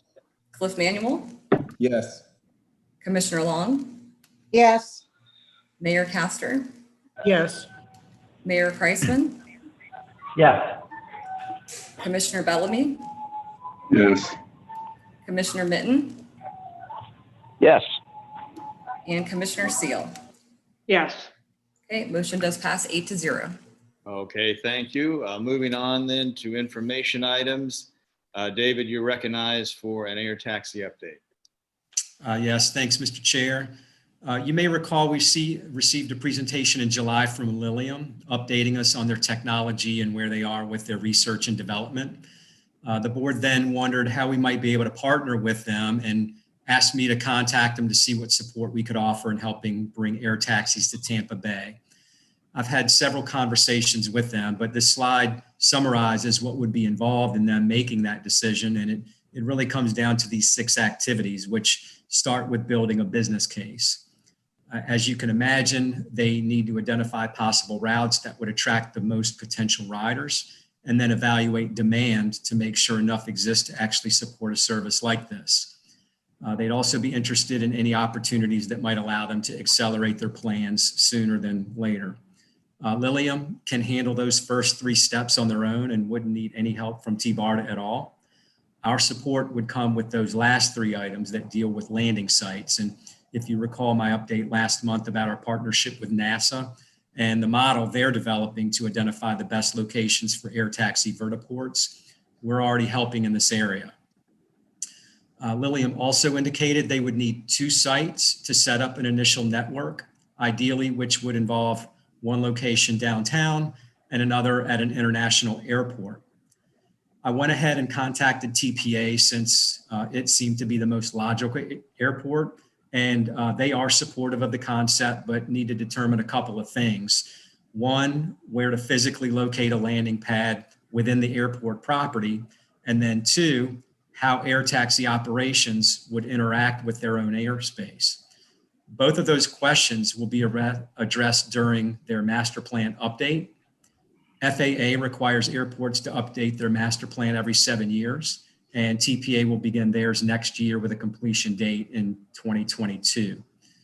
Lilium, though, could advance its plans without TPA and then incorporate them during the master plan process.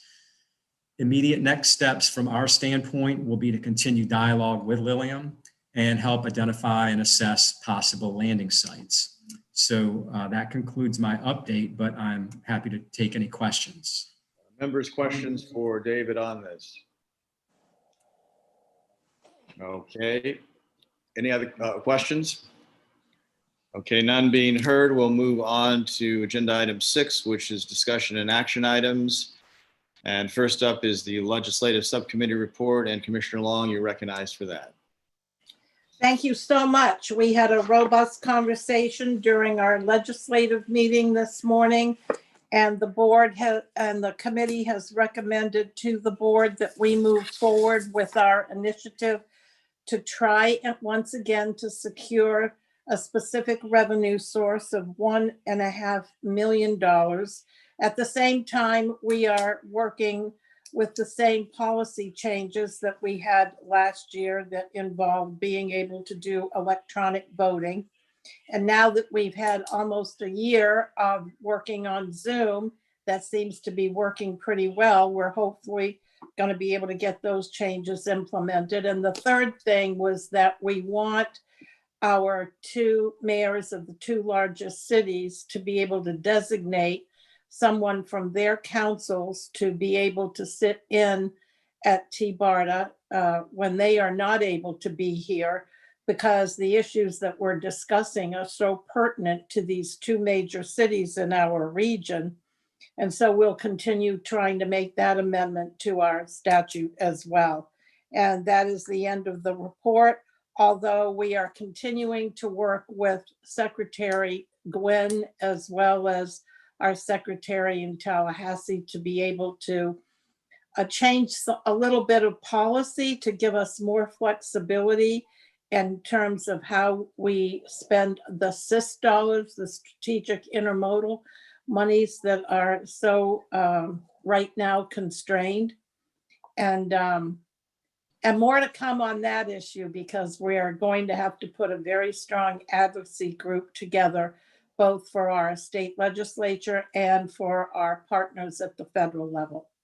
Thank you, Mr. Chair. That's the end of the report, unless there are any questions from the rest of the board. Thank you, Commissioner Long. Since we've got Harry and Ron on the line, can we get them to give a brief update on events transpiring in Washington and Tallahassee in coming meetings? Harry, are you back with us? I am, Commissioner. Mr. Chairman, thank you. Good morning, board. Just wanted, as we told the legislative committee this morning, Congress, since we last met, Congress at the end of September passed a continuing resolution to keep the federal government open and running through December 11th. They also extended for 1 year in that legislation the authorization for the FAST Act, which is the legislation that authorizes the federal highway and transit programs. So Congress will readdress that issue when the new Congress, 117th Congress, convenes in January. They'll start working on that, and they have until September 30th of next year to finish that. The other legislative item is Congress continues, the Speaker and the Secretary of the Treasury continue to try and negotiate an agreement on a 4th COVID relief bill. The House version of the bill that was passed back in May included $32 billion for transit programs. Right now, we're not sure what is on the paper that they're working off of, but the larger the package, the more likely there might be some transit funding.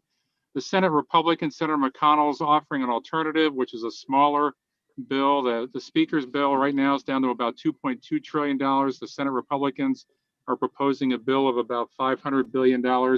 that does not include transit. It's strictly limited to assistance for small business, hospitals, and schools. But negotiations are continuing. Since we had our meeting this morning at 8:30, and now there have been some reports out of Washington that the Speaker and the Secretary of Treasury are feeling more optimistic about maybe getting something done before the election. But we'll just have to see how it goes over the weekend. The other issue I wanted to report on is that David Green, we had an outreach from Congressman Charlie Crist's office. There's conversation about early in the new Congress and the next term of the next president of doing a major infrastructure bill. And Congressman Crist's office reached out to TBARTA and to David Green to get an update. They've been tracking some of the things you're doing about looking at alternate forms of transportation. They wanted some information on what you're working on and what your thinking is. And so David did a really good job last week briefing the staff of your efforts and what you're doing with the state charter to look at these alternate transportation technologies. And we will continue to work with them. We had discussion at the committee meeting this morning about broadening that conversation to include all the members from the Tampa Bay area and also senior leadership on the Congressional Transportation Committee. So we will follow Chairman Holton's recommendation on that and start working on that after the election.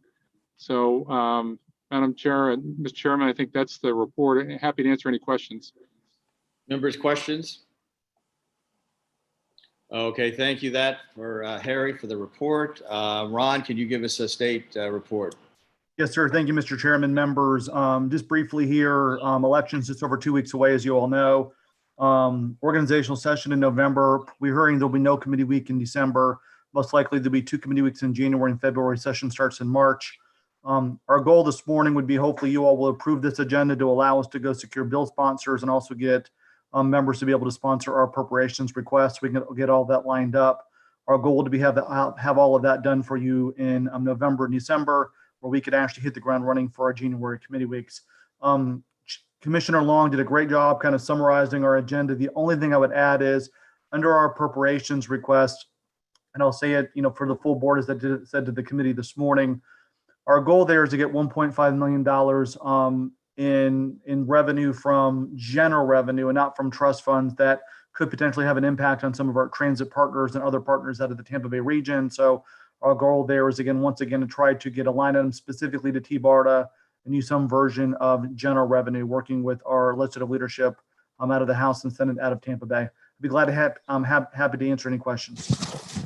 Okay, thank you for that, Ron. I think everyone has in their packet the state legislative agenda that Ron is proposing and staff recommends. So if there are no questions about that or for Ron, I'll accept a motion to approve that to give him his marching orders for the next session. I move approval, Mr. Chairman. Thank you. Is there a second? Second, Commissioner Mitten. Thank you, Commissioner. Motion and second. Any further discussion? Jennifer, call the roll, please. Jim Holton, Yes?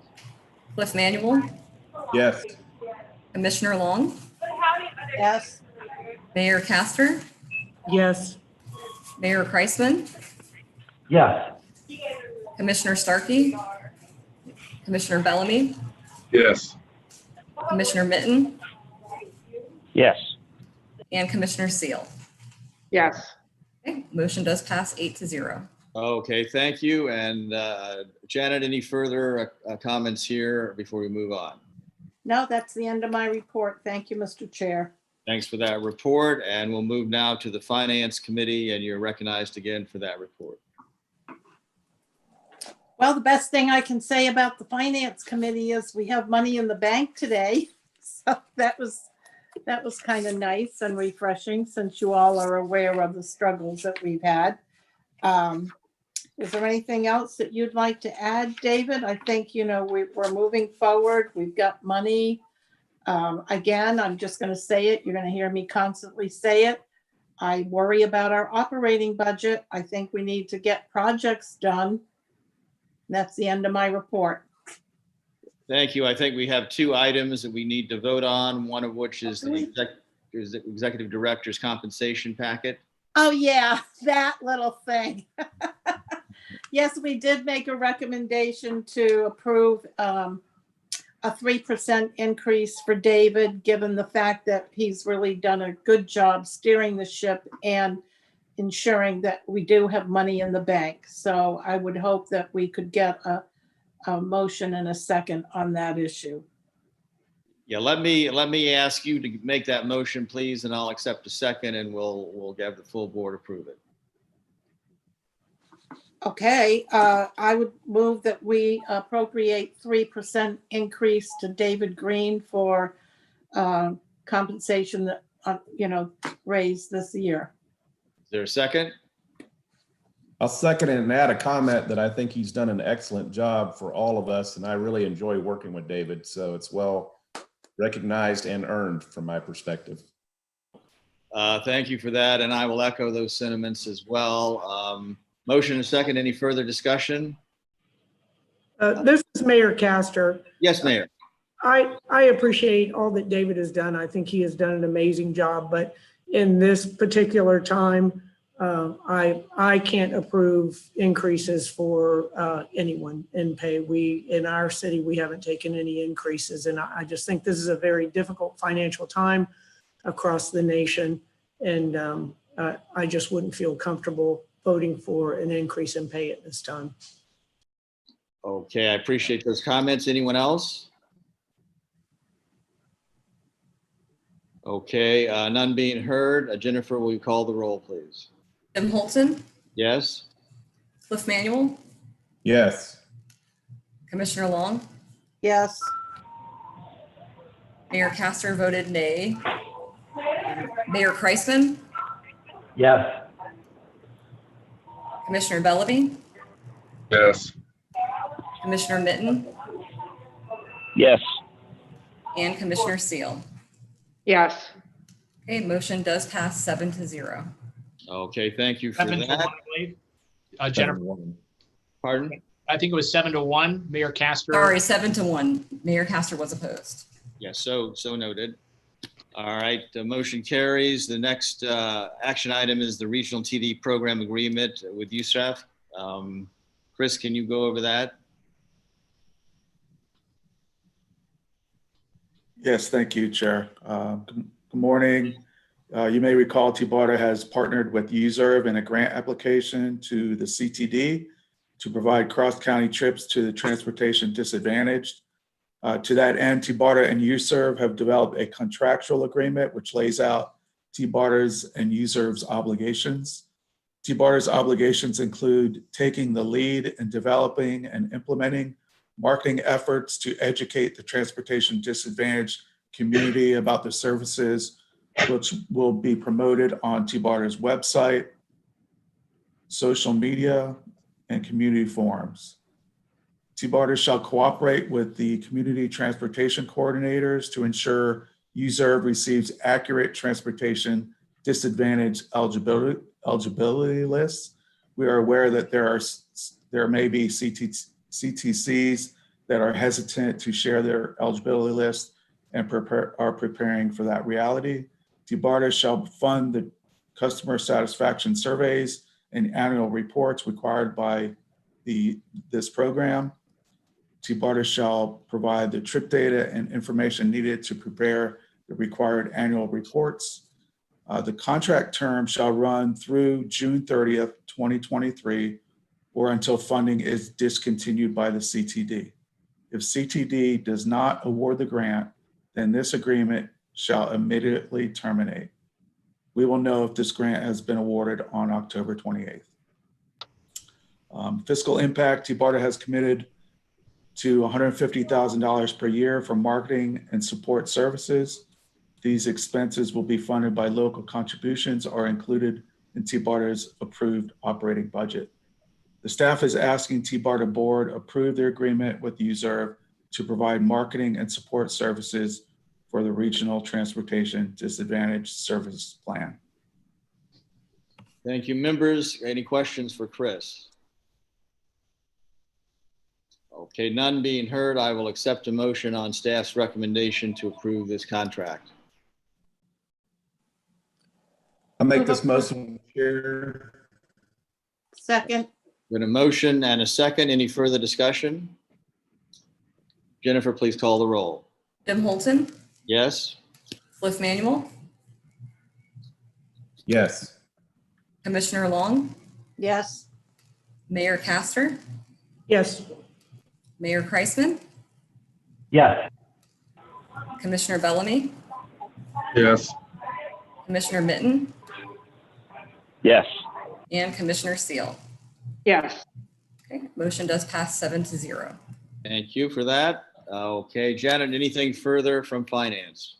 No, Mr. Chair, that's the end of the report. Thank you. Okay, thank you for that report. We'll next move on to the policy committee report, and Cliff, you're recognized for that. Thank you, Mr. Chair. Today on the policy committee, we had 17 or 18 call-ins. The call-ins for the board's background were all related to support of the Hyperloop study project. That's in a list of projects that we've been asked to take a look at. As a follow-up to those phone calls, David presented us a report with a summary of the funding that we have for certain types of studies and some of the studies that we're currently looking at. David, I'd like, Mr. Chair, if you could recognize David, I'd like him to bring that same screen up for the board so we can take a look at the background for this discussion item related to these types of studies in our policy committee. David, you're recognized for that. Thank you, Mr. Chair. And Chris, if you could pull that slide up for everybody. And to orient everybody as to why this was on the policy committee agenda, this was a continuation from the Hyperloop discussion after our board presentation last month. At that time, the board referred the Hyperloop topic to the policy committee. But if you recall, much of the conversation that we had involved funds that remain in that one Innovative Transit Solutions grant. So we developed this slide to put all of our available funding for studies and plans into perspective for everybody, because it's more than just the one grant. The first grant, the C04 Ops grant, is the same grant that we received for agency operations. There was an amount within that earmark, which has $248,952 left in it, specifically for consultants and contracted services. The Innovative Transit Solutions grant that everybody talks about, that's the middle grant. There is roughly $780,000 left in it. And then we have a 5307 federal grant with a little more than $1.3 million specifically for short range planning. All of those funds add up to a total of just under $2.4 million. The list of projects on the left are ideas that we have talked about internally amongst ourselves at TBARTA. One project that we know we absolutely need to complete is an annual update of our regional TDP. We're estimating roughly $40,000 for it, and we can take that out of that ops grant. The next two studies, we have discussed using the Innovative Transit Solution money for. The first one being the gondola study, which the board requested staff work with Forward Pinellas on, and we have worked with Whit Blanton, made some good progress meeting with folks within the community and at the county of Pinellas and the cities of Clearwater and St. Pete, and there does seem to be solid support for moving that project forward. So we've kind of tagged some money to continue activities related to it. The next project is related to the idea we talked about with PSTA related to a smart BRT corridor study, which would involve infrastructure that might be needed to accommodate autonomous vehicles on a BRT corridor. And in conversations between TBARTA and PSTA staff, came up with an estimate of roughly $200,000. The fourth project that we're interested in moving forward is related to a plan that HART is working on. The majority of their plan is already funded with the exception of two final tasks, and the $102,000 we've got identified on this chart would allow HART to complete that plan which would involve what sort of system changes might be needed in order to accommodate the anticipated funding from the proposed tax increase. All of those other projects on that list are simply ideas that we in fact could participate in if the board was interested in us doing so. Thank you, David. Members, questions for David on this chart or overall planning?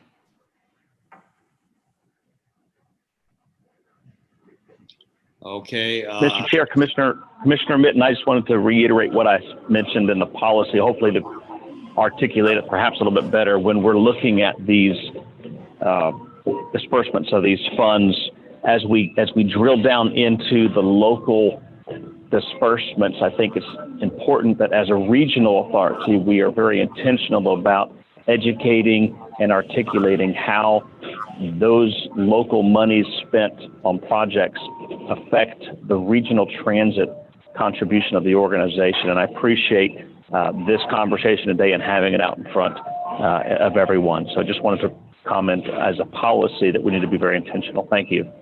Thank you, and I appreciate those comments as well. I think coming out of the committee at my suggestion and Cliff's suggestion, we do need to advance some of these projects as have been directed by the legislature, to spend the money judiciously and in a timely way, because some of these projects have been on the table for a while and some are getting ready for prime time. So as we move forward in deliberations, we need to probably rank those. And I think the consensus, Cliff, of the committee was to start that process, but be ever mindful of moving forward in a quick way and spending this money.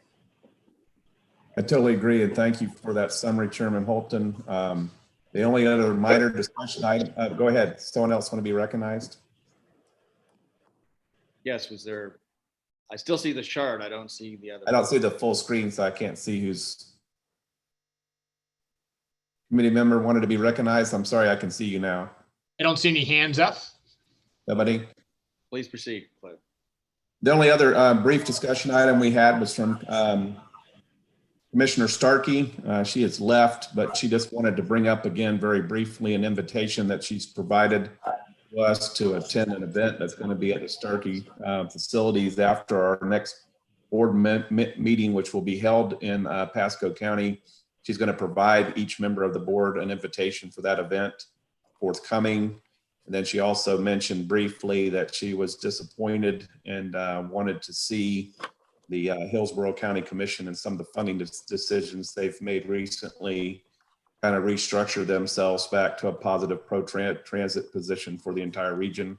There were no other discussion items and no action items today, Mr. Chairman Holton. So that completes my report.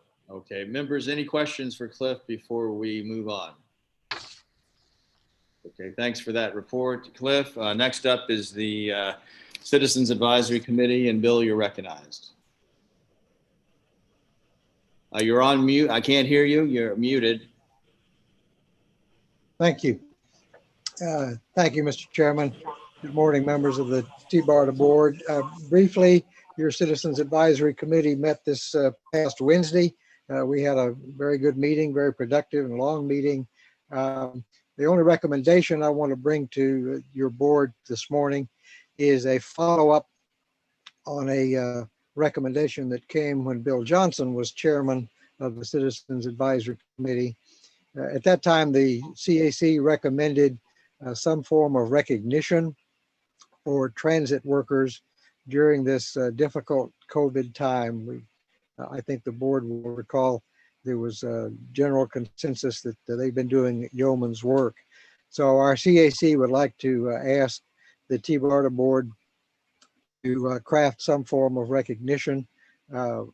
We suggest the possibility of a resolution that could be adopted by the TBARTA board and then possibly framed and transferred and presented to each transit agency within the TBARTA service area. So I would simply like to put that forth as a further suggestion and see if there can be some follow-up. This may very well be something that staff put together. I will also relay that the CAC initially thought about sending each individual transit worker a letter of commendation. We successfully decided that was a logistical difficulty at the very least. So if you'd consider that, we'd greatly appreciate it. And we appreciate the support of the board in the Citizens Advisory Committee.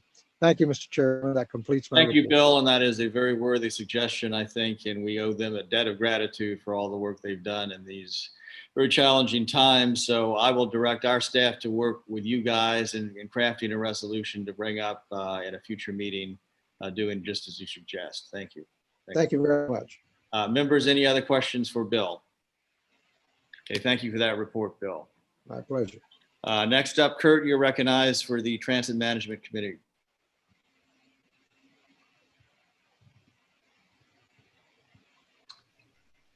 Chair, we didn't have a transit management committee this month. That was my error. Okay, I'm sorry, we don't have a report.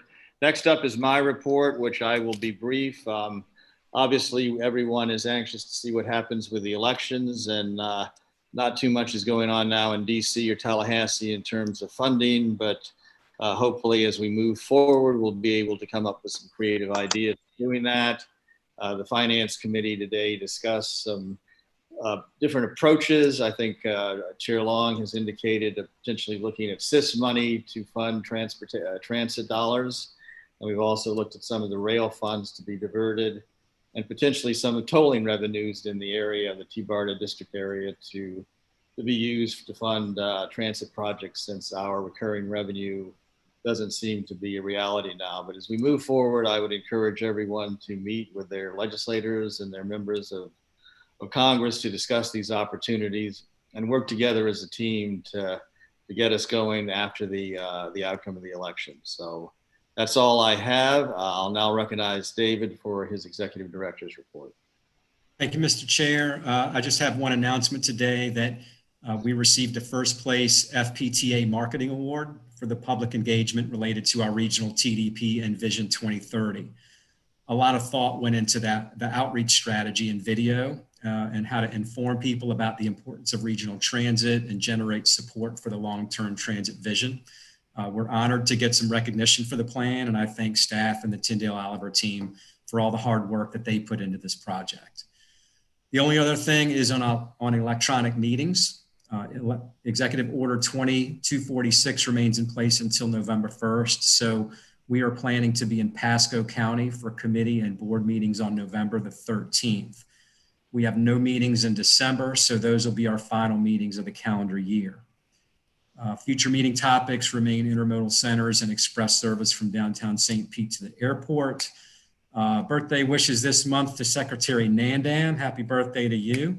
And unless there are any other questions, that concludes my report. Oh, David, in the next meeting schedule, I think Commissioner Starkey had extended invitations to the board for a reception following the actual board meeting. So if you could include those in the packets that go out to board members, I'd appreciate that too. So we can all be aware of the potential restrictions and dress code and so forth for her reception. Will do. Okay, next up, I'm going to recognize Scott Pringle for the update on the RTDP. And before we, let's let Scott complete his entire program, because it's fairly lengthy, before we ask any questions too. Thank you, Mr. Chair. Good morning, board members. Next slide, please, Chris. Like the chairman introduced, we have made quite a bit of progress. Next slide, please. And so we're going to walk you through a number of different items this morning. But before we get into where we've come from and where we're at today with the project, I do want to talk a little bit about where we're going. We're planning on coming back to you in January to discuss a recommended alternative in the hopes of taking that alternative to FTA for potential consideration into their federal grant program.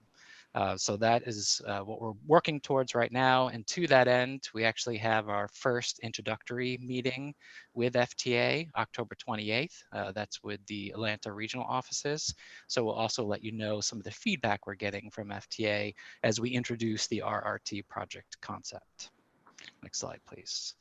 So one of the first items on the agenda we want to cover is really an introduction to the conversation on vehicles and vehicle technologies that would be appropriate for the RRT. Again, this is just the beginning of a conversation, and as we continue to make progress on this subject and bring forward recommendations, we'll, identify recommendations, we'll certainly bring them back to the board. Bill Ball from Tyndall Oliver has been spearheading this effort. He's part of the RRT consultant team. So I'm going to introduce Bill to walk you through this portion of the presentation. Bill. Thank you, Scott. Good morning, Mr. Chair, members of the board. Again, it's Bill Ball with Tyndall Oliver. And as Scott was saying, while we're doing the alternatives evaluation for RRT, we're also looking at vehicles to then correspond to what we conclude in terms of the type of services that we're offering and the audience that we're serving with that service in the future. So we've started that by looking at 9 different vehicle manufacturers to provide the different types of vehicles that are out there today. As you see from the photographs, they range from very traditional looking buses to the more stylized buses. They range in lengths and capacity and sizes, ranging up to the articulated vehicles that have up to 60 feet in length. So next slide, please.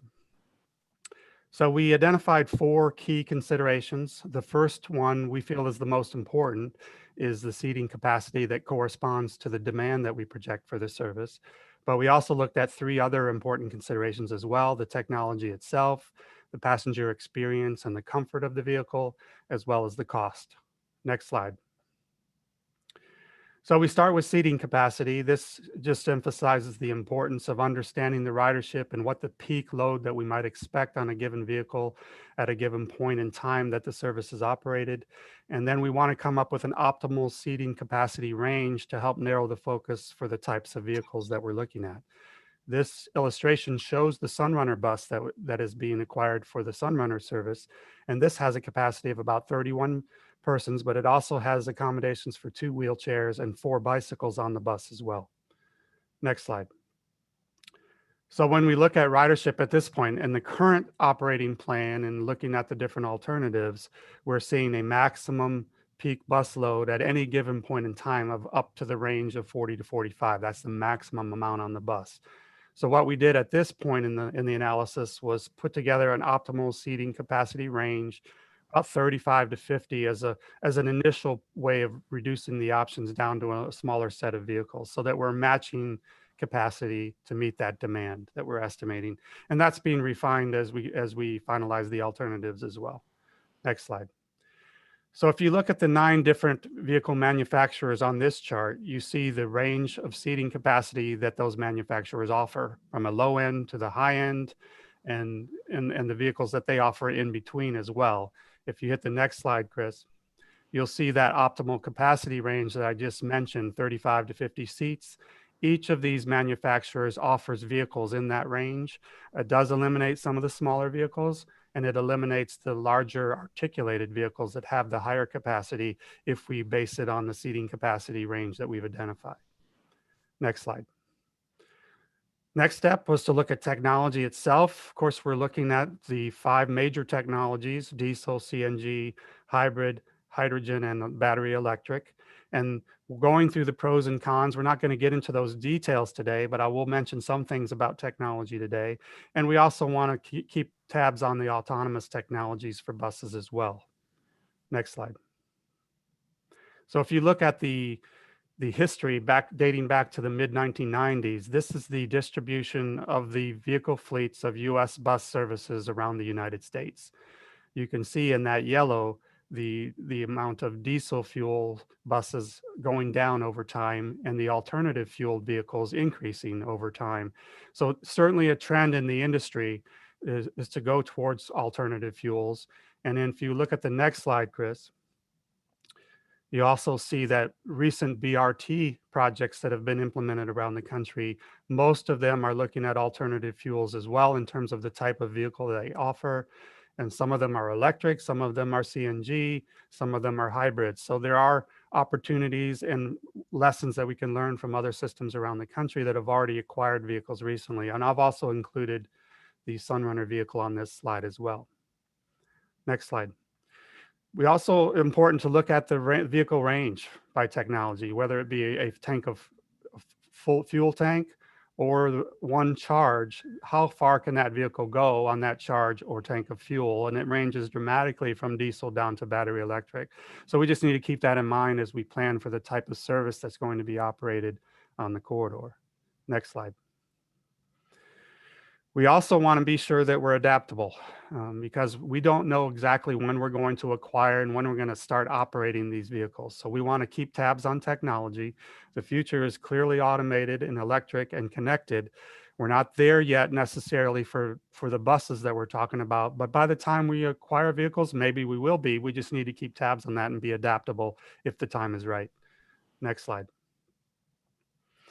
We also looked at passenger comfort. The main message here is that there's a difference in the types of buses that are offered.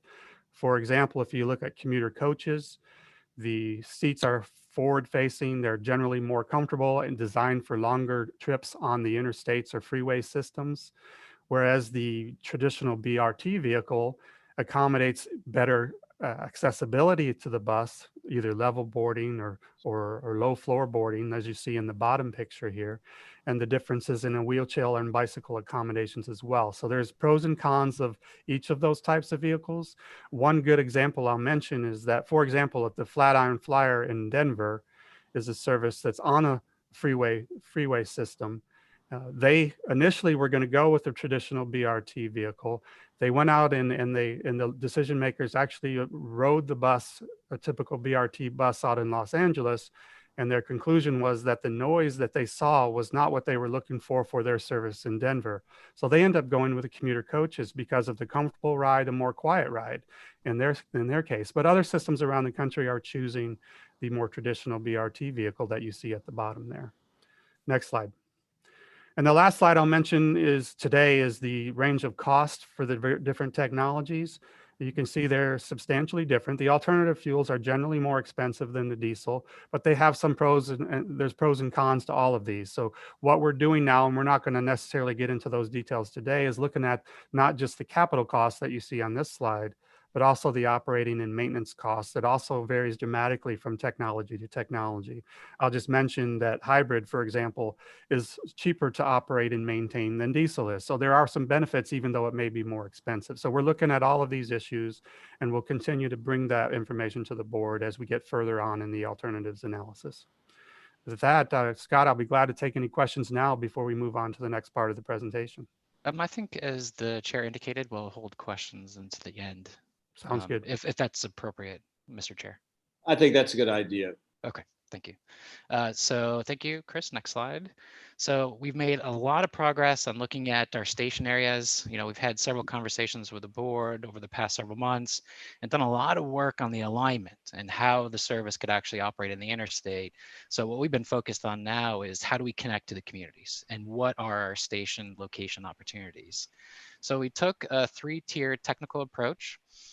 Each screen identifying, a smaller set of priority site options in each one of the station areas. We are focused on our community stations. So these are the stations that are not intermodal studies or intermodal centers that the Department of Transportation is currently looking at. Again, I will caveat it that this is a technical analysis, and we haven't had the opportunity to speak to any property owners yet. But through this process and sort of narrowing the field, in some cases, hundreds of parcel opportunities down to a handful, we feel that now we can start to reach out to private property owners and maybe start initiating that conversation. Next slide, please.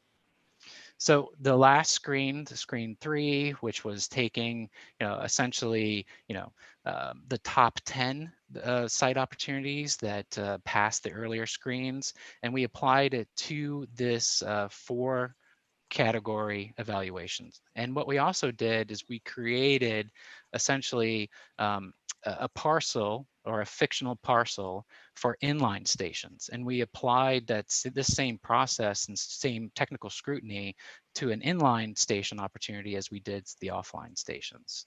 So the 4 categories, as you see listed here, the first is cost and feasibility. So the principle here is looking at the station opportunity, the station location, and understanding how much would it cost from an infrastructure side to get from that location to the primary RRT alignment. That includes looking at congestion and safety and the like. The second category is equity and visibility. This is really focused on looking at affordable housing and transit-dependent households. And what we did is we actually really had a very tight buffer. So we were looking at 1,000 feet from each parcels, how much affordable housing was being served, how many transit-dependent households were being served as well. The third category is accessibility. We ran a very detailed accessibility analysis, again, looking at each individual parcel. And what we did in this case is we looked and evaluated how many homes or jobs were within a 5-minute walk distance from each one of these parcels. And then we also looked at how many homes and jobs were in a 10-minute bike distance from each parcel. So it really gives us a good sense of how each location really serves the neighborhood. And the last was economic development. Again, we're looking for those opportunities to support either transit-oriented development or redevelopment opportunities, and looking for soft site potentials and how well that potential location may serve that. Next slide, please. So as I walk you through the individual stations, we're going to start in Pasco. You'll see the 4 categories listed here on your slide, working from left to right. Parcels that are outlined in gold were the ones that scored top in each one of those categories, whereas the teal was the second highest in each one of those categories. And then you can see roughly where State Route 54 and the interstate is. That's the example of that inline parcel that we created to conduct the analysis. Next slide, please. So when we had the opportunity, we've walked through this presentation with our station area working group, which includes folks from each one of the counties, MPO staff, county planning staff, land use staff. We also met with our business stakeholder working group. We actually had the opportunity and we're honored to present to the Citizens Advisory Committee this week, the same analysis, as well as the executive team. So some of the conversations that I'm bringing forward to you today were input that we received from each one of those groups. Now, in terms of 54, oops, sorry, go back, Chris. What we're finding is the top 3 sites you can see here are really centered around the Grove. This is very consistent with what we're hearing from the public earlier in our charrettes earlier this year. We have a lot of the conversation is around that opportunity for economic development. There's a lot of activity occurring at the Grove. This is either the end or beginning of the system, depending upon your perspective. It makes sense to be off the interstate, have potentially facilities for drivers, turn the vehicle around, and then again, having that opportunity to be close to the Grove. Pasco County staff was very excited about this. They have quite a bit of activity there. And this, I think, is a great opportunity for us where Pasco staff actually recommended that we reach out to the developer of the Grove and begin that dialogue and see if there's any interest there. So hopefully a great opportunity to start having this conversation around a public-private partnership for a station. Next slide, please. So again, moving further south, now we're in Hillsborough County. This is at Bears Avenue. You can see the parcels that kind of made it to that final screen and how they were scoring. The reality is what we're finding is parcels in the southeast quadrant of the intersection of 275 and Bears really had the best access and economic development opportunities. So really kind of serves the neighborhood best. Next slide. So the top 3 that we're advancing to the next level of analysis is one inline option. So this would be potentially on either side of the interstate. Obviously, we want to avoid any conflict with the interchange that's already there. And it does require some investment, infrastructure investment to make that station work. But we also have 2 neighborhood opportunities, so offline at-grade site opportunities. Both are privately owned, so that's something we need to keep in mind. And we do have to sort of deal with the congestion during rush hour on Bears Avenue to get access to those sites. But both are great opportunities in connecting to the community and economic development potential. Next slide, please. So the next station area, the community station area, is Waters Bird. Again, you can see the same process that we used for all the parcels surviving to this last screen. Next slide, please. And what we're finding is that what seems to be the most appropriate opportunity for a station is really focused on the block between Waters and Bird. So there's two options for potentially what we call an inline station, which is something that's right adjacent to the interstate. But we do have two opportunities for an offline or a neighborhood station, either to the west where previously an old Kmart was located, or I'm sorry, to the west, and then to the east, the dog track. So great economic development potential here. Quite honestly, I think this station location has one of the highest potentials for economic development. You're close to the river, you're close to the park, a number of community amenities, great walk access, great access to transit-dependent populations. Next slide, please. So the next community station is the Heights. You can tell just by the parcels that we're identifying this last screen, very different, very small parcels, but we did run it through the same process that we did for all the other station areas. Next slide, please. And to be honest, we ran into quite a few challenges here. While we had an inline option showing up around Lake Avenue, which gave us great access to affordable housing, especially at Robles Park, and transit-dependent populations. An inline station is not what the community told us. When we went out and we had our charrettes, it was very clear that the neighborhood was interested in something that was a small footprint, easy to walk up to, in which that inline station really isn't that. Not only that, but it may have some conflict with the current highway plans for TB Next and would be difficult to actually build. So we were kind of concerned about that. The second and third ranked sites, really the second site is the old Sacred Heart Academy, closer to Florida and Lake. Again, it really rose to the top because of its access to affordable housing. However, we're concerned that that might be a historic resource and trigger its own issues. So we had a really long conversation with our working groups, our stakeholder working groups, and quite honestly, where we landed was that let's listen to the community. Let's keep it simple. Let's potentially use the existing interchange at MLK, get off the interstate, make a connection over closer to Florida and MLK, and ideally co-locate that potential stop with Hart's proposal for an arterial BRT up and down Florida Avenue. So again, keeping in mind what the public told us, small footprint, and integrate it within the neighborhood fabric. Next slide, please. So moving through downtown Tampa over to Himes Avenue. Again, same process. You can see how the different parcels stacked up. We did have one inline option that we were representing near the overpass at Himes. Next slide, please. This, again, is another great opportunity for economic development. There's a lot of big box retail on north of Dale Mayberry that is, getting through the end of its life cycle. So there might be some redevelopment opportunities there. What we're finding is that around that intersection of Spruce and Dale Mayberry, you both get the opportunity for economic development and access to all the neighborhoods that are just on the block or so behind Dale Mayberry. So great community access. Again, when we're looking at something that's at street level here, especially at Dale Mayberry, there's a lot of congestion on Dale Mayberry, so we need to be conscious of that and work through that. We want to continue to have conversations with the TB Next team and in regards to, can we get out at Dale Mayberry and come back into the alignment at Himes?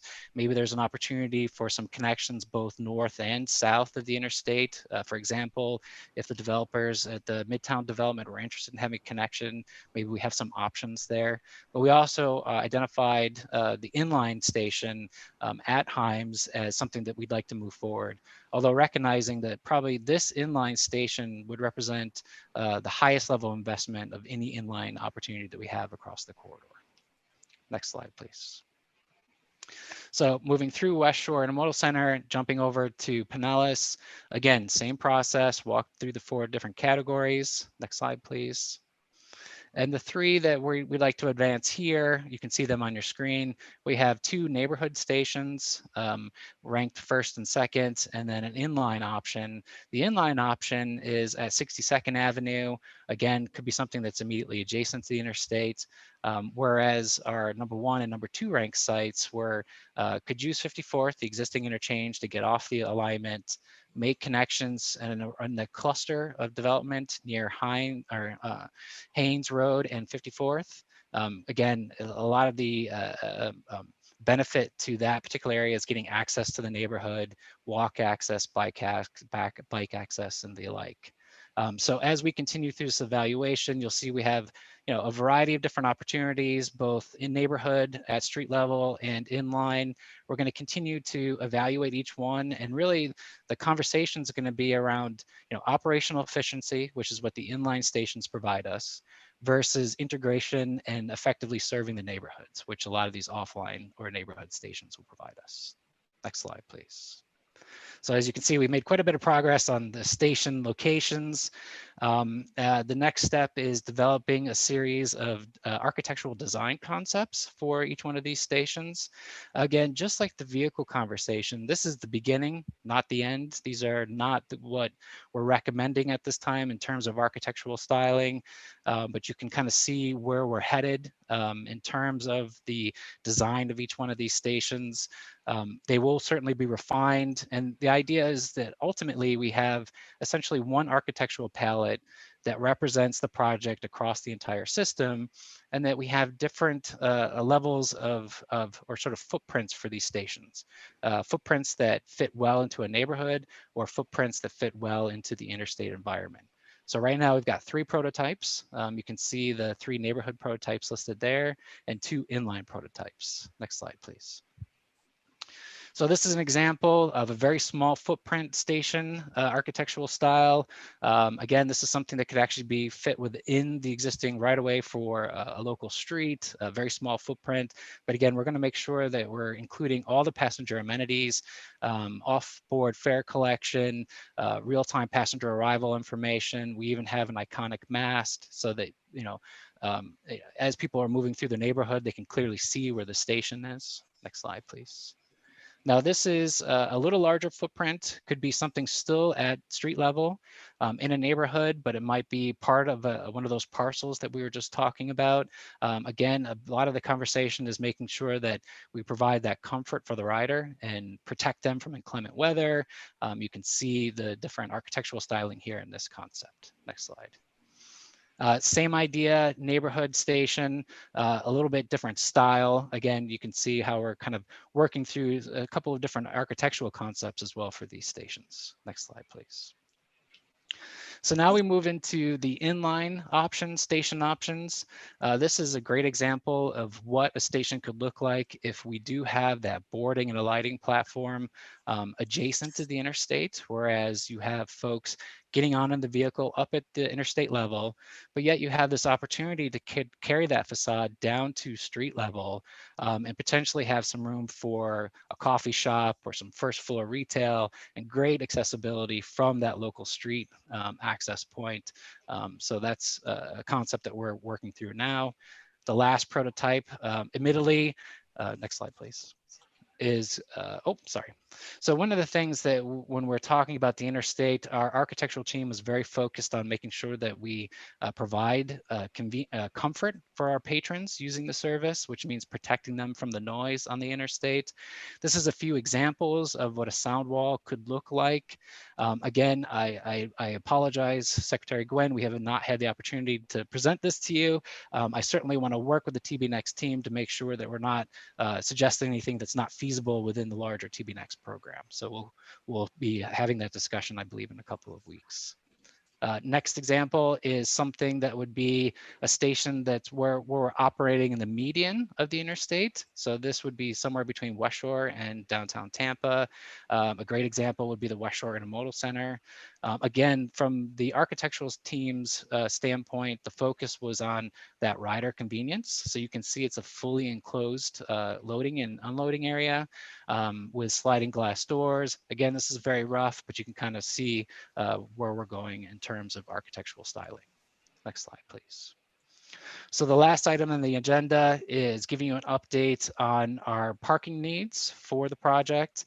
I recognize that this comment and conversation has occurred several times over the past several months. We started off with 7,000 plus parking spaces per rider, moved our way down to 38.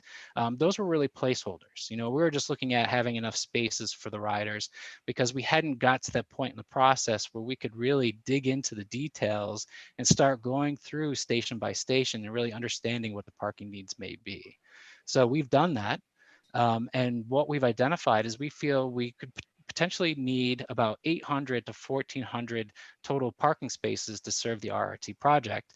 And we've done that by evaluating, again, the ridership needs, but then start looking at the neighborhood context and, of course, what we heard back from the public. Next slide, please. Ooh, back one, thank you. So it's a data-driven approach. Again, looking at national best practices.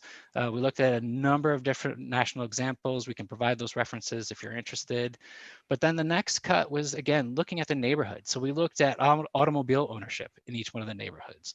Obviously, if a neighborhood really isn't reliant on the automobile for mobility, then we don't need as much parking.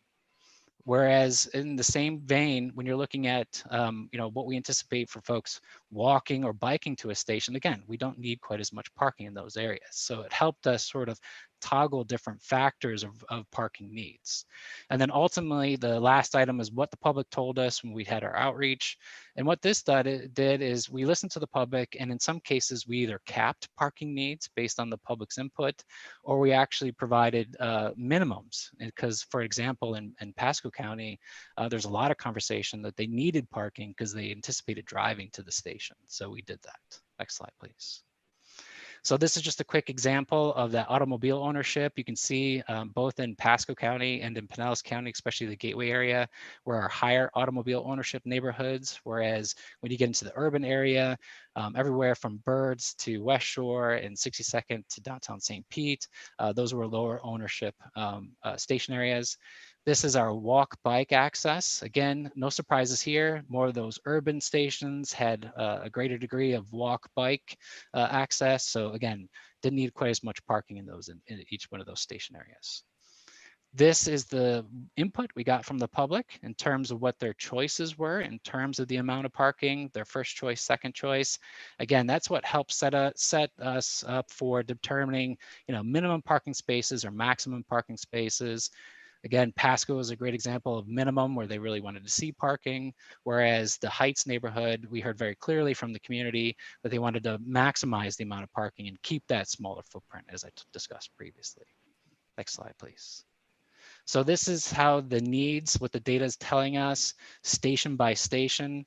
You can see really from the USF area north is where we need more parking, as you would anticipate. Whereas the Gateway area also, we're anticipating a need for quite a few parking spots there. But then again, in the urban areas like downtown St. Petersburg or downtown Tampa, where folks are using a lot of other modes to get access, we don't have as much parking need there as well, including the Heights neighborhood. Next slide, please. So while we're using this data-driven approach to identify what we think the parking needs are, it doesn't mean that we're going to go out and build a new surface parking spot for all 1,400 of those spaces. It really is not in the best interest of the project or the community. Obviously, parking is a very expensive component of any project. So our strategy or our goal is to look for shared parking opportunities. So in a case where we have more of a neighborhood station, can we satisfy the need through existing on-street parking and not have to build any new parking spaces? But really, we're looking for partnerships with the local municipalities as well as the private sector to offset those parking needs. Again, like a partnership with the private sector, great example. Again, the Grove in Pasco County. There's quite a bit of surface parking there. Can we have some sort of agreement with the developer to maybe share some of that parking? And the whole purpose of that is to make sure that we're encouraging economic development, neighborhood access, and good transit-oriented development, just like Terrence Sabia presented to you several months back from the U.S. School of Architecture. And ultimately, what we're looking at now is we do not need any garages for this project whatsoever. For the purposes of serving the RRT, we anticipate no structured parking facilities at all. Next slide, please. And that concludes my presentation this morning. Thank you for your time and patience. I know that was quite a bit of content to get through, Mr. Chair. Thank you, Scott, for that great presentation. And members, questions for Scott or the team? Yes, Karen. Excellent report. Could you forward the presentation to us for our records? Because I didn't find it on the Unicode. Thanks. Other questions? Well, Scott, I'm sure there'll be a lot more input as we move along. This is just preliminary, as we know, but great job so far with your team on this. And thanks for all your hard work. I know, especially with COVID, it's difficult getting the charrettes going and so forth. And we compliment you for the excellent job you're doing on that. Thank you, Mr. Chair. Yes, we're excited. I mean, we made quite a bit of progress, and we're really looking forward to the opportunity to start maybe talking with FTA.